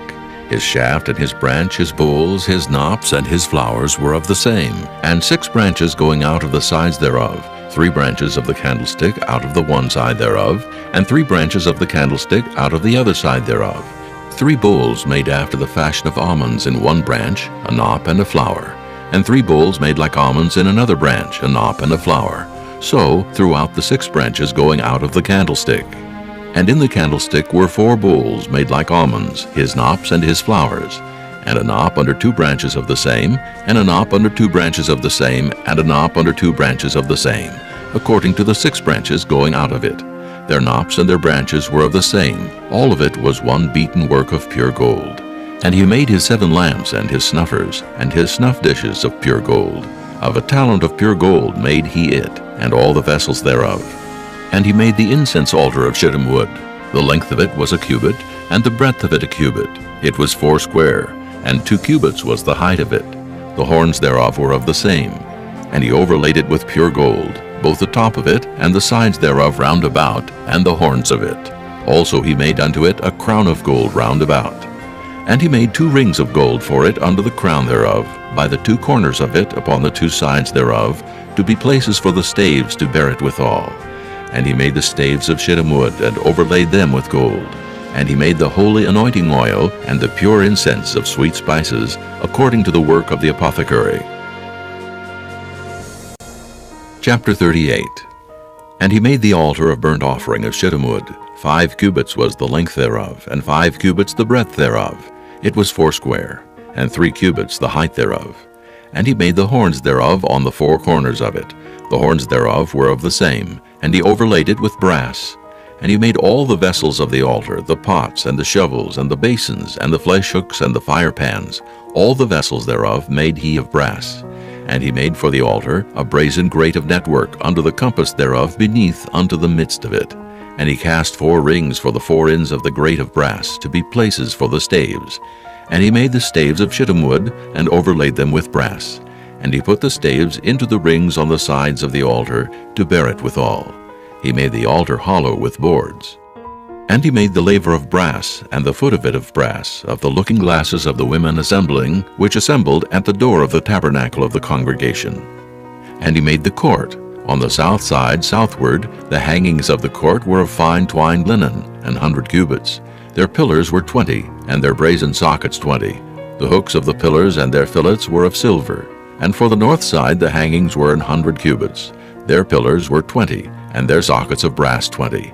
The hooks of the pillars and their fillets of silver. And for the west side were hangings of 50 cubits. Their pillars 10, and their sockets 10. The hooks of the pillars and their fillets of silver. And for the east side eastward 50 cubits. The hangings of the one side of the gate were 15 cubits. Their pillars 3, and their sockets 3. And for the other side of the court gate, on this hand and that hand, were hangings of 15 cubits. Their pillars 3, and their sockets 3. All the hangings of the court round about were of fine twined linen. And the sockets for the pillars were of brass, the hooks of the pillars and their fillets of silver, and the overlaying of their chapiters of silver, and all the pillars of the court were filleted with silver.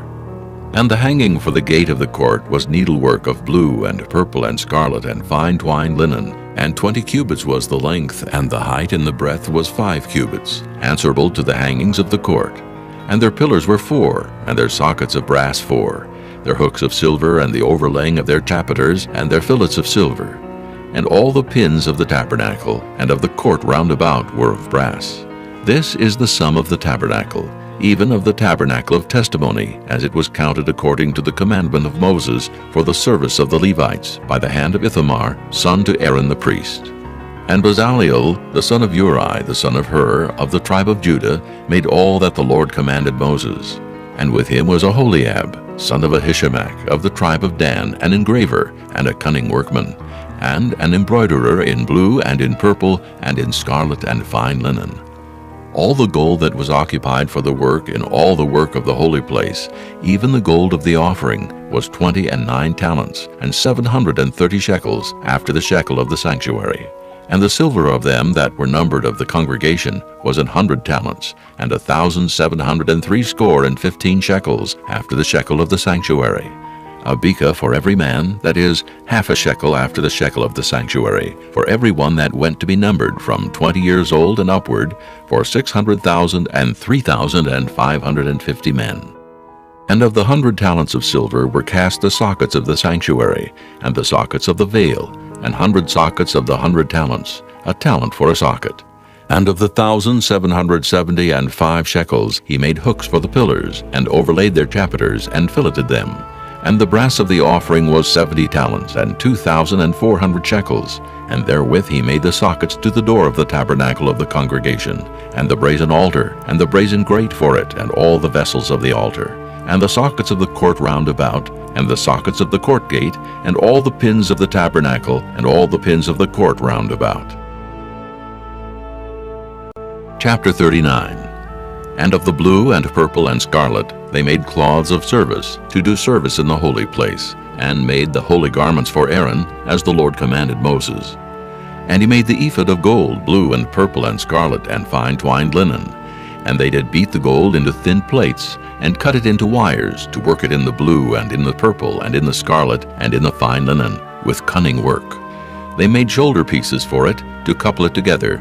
By the 2 edges was it coupled together. And the curious girdle of his ephod that was upon it was of the same, according to the work thereof, of gold, blue, and purple, and scarlet, and fine twined linen, as the Lord commanded Moses. And they wrought onyx stones enclosed in ouches of gold, graven as signets are graven, with the names of the children of Israel. And he put them on the shoulders of the ephod, that they should be stones for a memorial to the children of Israel, as the Lord commanded Moses. And he made the breastplate of cunning work, like the work of the ephod of gold, blue, and purple, and scarlet, and fine twined linen. It was 4 square. They made the breastplate double. A span was the length thereof, and a span the breadth thereof, being doubled.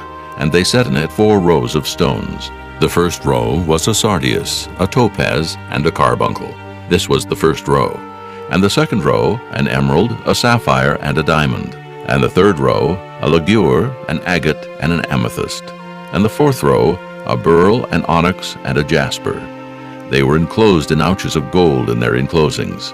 And the stones were according to the names of the children of Israel, 12, according to their names, like the engravings of a signet, every one with his name according to the 12 tribes. And they made upon the breastplate chains at the ends of wreathen work of pure gold. And they made 2 ouches of gold, and 2 gold rings, and put the 2 rings in the 2 ends of the breastplate. And they put the 2 wreathen chains of gold in the 2 rings on the ends of the breastplate. And the 2 ends of the 2 wreathen chains they fastened in the 2 ouches, and put them on the shoulder pieces of the ephod before it. And they made 2 rings of gold, and put them on the 2 ends of the breastplate, upon the border of it, which was on the side of the ephod inward. And they made 2 other golden rings, and put them on the 2 sides of the ephod underneath, toward the forepart of it, over against the other coupling thereof, above the curious girdle of the ephod. And they did bind the breastplate by his rings unto the rings of the ephod with a lace of blue, that it might be above the curious girdle of the ephod, and that the breastplate might not be loosed from the ephod, as the Lord commanded Moses. And he made the robe of the ephod of woven work, all of blue, and there was an hole in the midst of the robe, as the hole of an habergeon, with a band round about the hole, that it should not rend. And they made upon the hems of the robe pomegranates of blue, and purple, and scarlet, and twined linen. And they made bells of pure gold, and put the bells between the pomegranates upon the hem of the robe, round about between the pomegranates. A bell and a pomegranate, a bell and a pomegranate, round about the hem of the robe to minister in, as the Lord commanded Moses.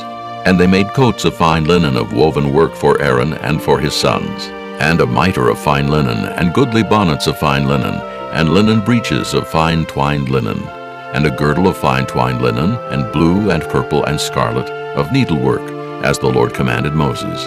And they made the plate of the holy crown of pure gold, and wrote upon it a writing, like to the engravings of a signet, Holiness to the Lord. And they tied unto it a lace of blue to fasten it on high upon the mitre, as the Lord commanded Moses. Thus was all the work of the tabernacle of the tent of the congregation finished. And the children of Israel did according to all that the Lord commanded Moses, so did they. And they brought the tabernacle unto Moses, the tent and all his furniture, his tacks, his boards, his bars, and his pillars, and his sockets, and the covering of ram skins dyed red, and the covering of badger skins, and the veil of the covering, the ark of the testimony, and the staves thereof, and the mercy seat, the table and all the vessels thereof, and the showbread, the pure candlestick with the lamps thereof, even with the lamps to be set in order, and all the vessels thereof, and the oil for light, and the golden altar, and the anointing oil, and the sweet incense, and the hanging for the tabernacle door, the brazen altar, and his grate of brass, his staves, and all his vessels, the laver and his foot, the hangings of the court, his pillars, and his sockets, and the hanging for the court gate, his cords and his pins, and all the vessels of the service of the tabernacle for the tent of the congregation, the cloths of service to do service in the holy place, and the holy garments for Aaron the priest, and his sons' garments, to minister in the priest's office. According to all that the Lord commanded Moses, so the children of Israel made all the work. And Moses did look upon all the work, and behold, they had done it as the Lord had commanded. Even so had they done it, and Moses blessed them. Chapter 40. And the Lord spake unto Moses, saying, On the 1st day of the 1st month shalt thou set up the tabernacle of the tent of the congregation. And thou shalt put therein the ark of the testimony, and cover the ark with the veil. And thou shalt bring in the table, and set in order the things that are to be set in order upon it. And thou shalt bring in the candlestick, and light the lamps thereof. And thou shalt set the altar of gold for the incense before the ark of the testimony, and put the hanging of the door to the tabernacle. And thou shalt set the altar of the burnt offering before the door of the tabernacle of the tent of the congregation. And thou shalt set the laver between the tent of the congregation and the altar, and shalt put water therein. And thou shalt set up the court round about, and hang up the hanging at the court gate. And thou shalt take the anointing oil, and anoint the tabernacle, and all that is therein, and shalt hallow it, and all the vessels thereof, and it shall be holy. And thou shalt anoint the altar of the burnt offering, and all his vessels, and sanctify the altar, and it shall be an altar most holy. And thou shalt anoint the laver and his foot, and sanctify it. And thou shalt bring Aaron and his sons unto the door of the tabernacle of the congregation, and wash them with water. And thou shalt put upon Aaron the holy garments, and anoint him, and sanctify him, that he may minister unto me in the priest's office. And thou shalt bring his sons, and clothe them with coats. And thou shalt anoint them, as thou didst anoint their father, that they may minister unto me in the priest's office. For their anointing shall surely be an everlasting priesthood throughout their generations. Thus did Moses, according to all that the Lord commanded him, so did he. And it came to pass in the first month, in the second year, on the first day of the month, that the tabernacle was reared up. And Moses reared up the tabernacle, and fastened his sockets, and set up the boards thereof, and put in the bars thereof, and reared up his pillars. And he spread abroad the tent over the tabernacle, and put the covering of the tent above upon it, as the Lord commanded Moses. And he took and put the testimony into the ark, and set the staves on the ark, and put the mercy seat above upon the ark. And he brought the ark into the tabernacle, and set up the veil of the covering, and covered the ark of the testimony as the Lord commanded Moses. And he put the table in the tent of the congregation upon the side of the tabernacle northward, without the veil. And he set the bread in order upon it before the Lord, as the Lord had commanded Moses. And he put the candlestick in the tent of the congregation, over against the table, on the side of the tabernacle southward. And he lighted the lamps before the Lord, as the Lord commanded Moses. And he put the golden altar in the tent of the congregation before the veil, and he burnt sweet incense thereon, as the Lord commanded Moses. And he set up the hanging at the door of the tabernacle, and he put the altar of burnt offering by the door of the tabernacle of the tent of the congregation, and offered upon it the burnt offering and the meat offering, as the Lord commanded Moses. And he set the laver between the tent of the congregation and the altar, and put water there to wash withal. And Moses and Aaron and his sons washed their hands and their feet thereat. When they went into the tent of the congregation, and when they came near unto the altar, they washed as the Lord commanded Moses. And he reared up the court round about the tabernacle and the altar, and set up the hanging of the court gate. So Moses finished the work. Then a cloud covered the tent of the congregation, and the glory of the Lord filled the tabernacle. And Moses was not able to enter into the tent of the congregation, because the cloud abode thereon, and the glory of the Lord filled the tabernacle. And when the cloud was taken up from over the tabernacle, the children of Israel went onward in all their journeys. But if the cloud were not taken up, then they journeyed not till the day that it was taken up. For the cloud of the Lord was upon the tabernacle by day, and fire was on it by night, in the sight of all the house of Israel throughout all their journeys.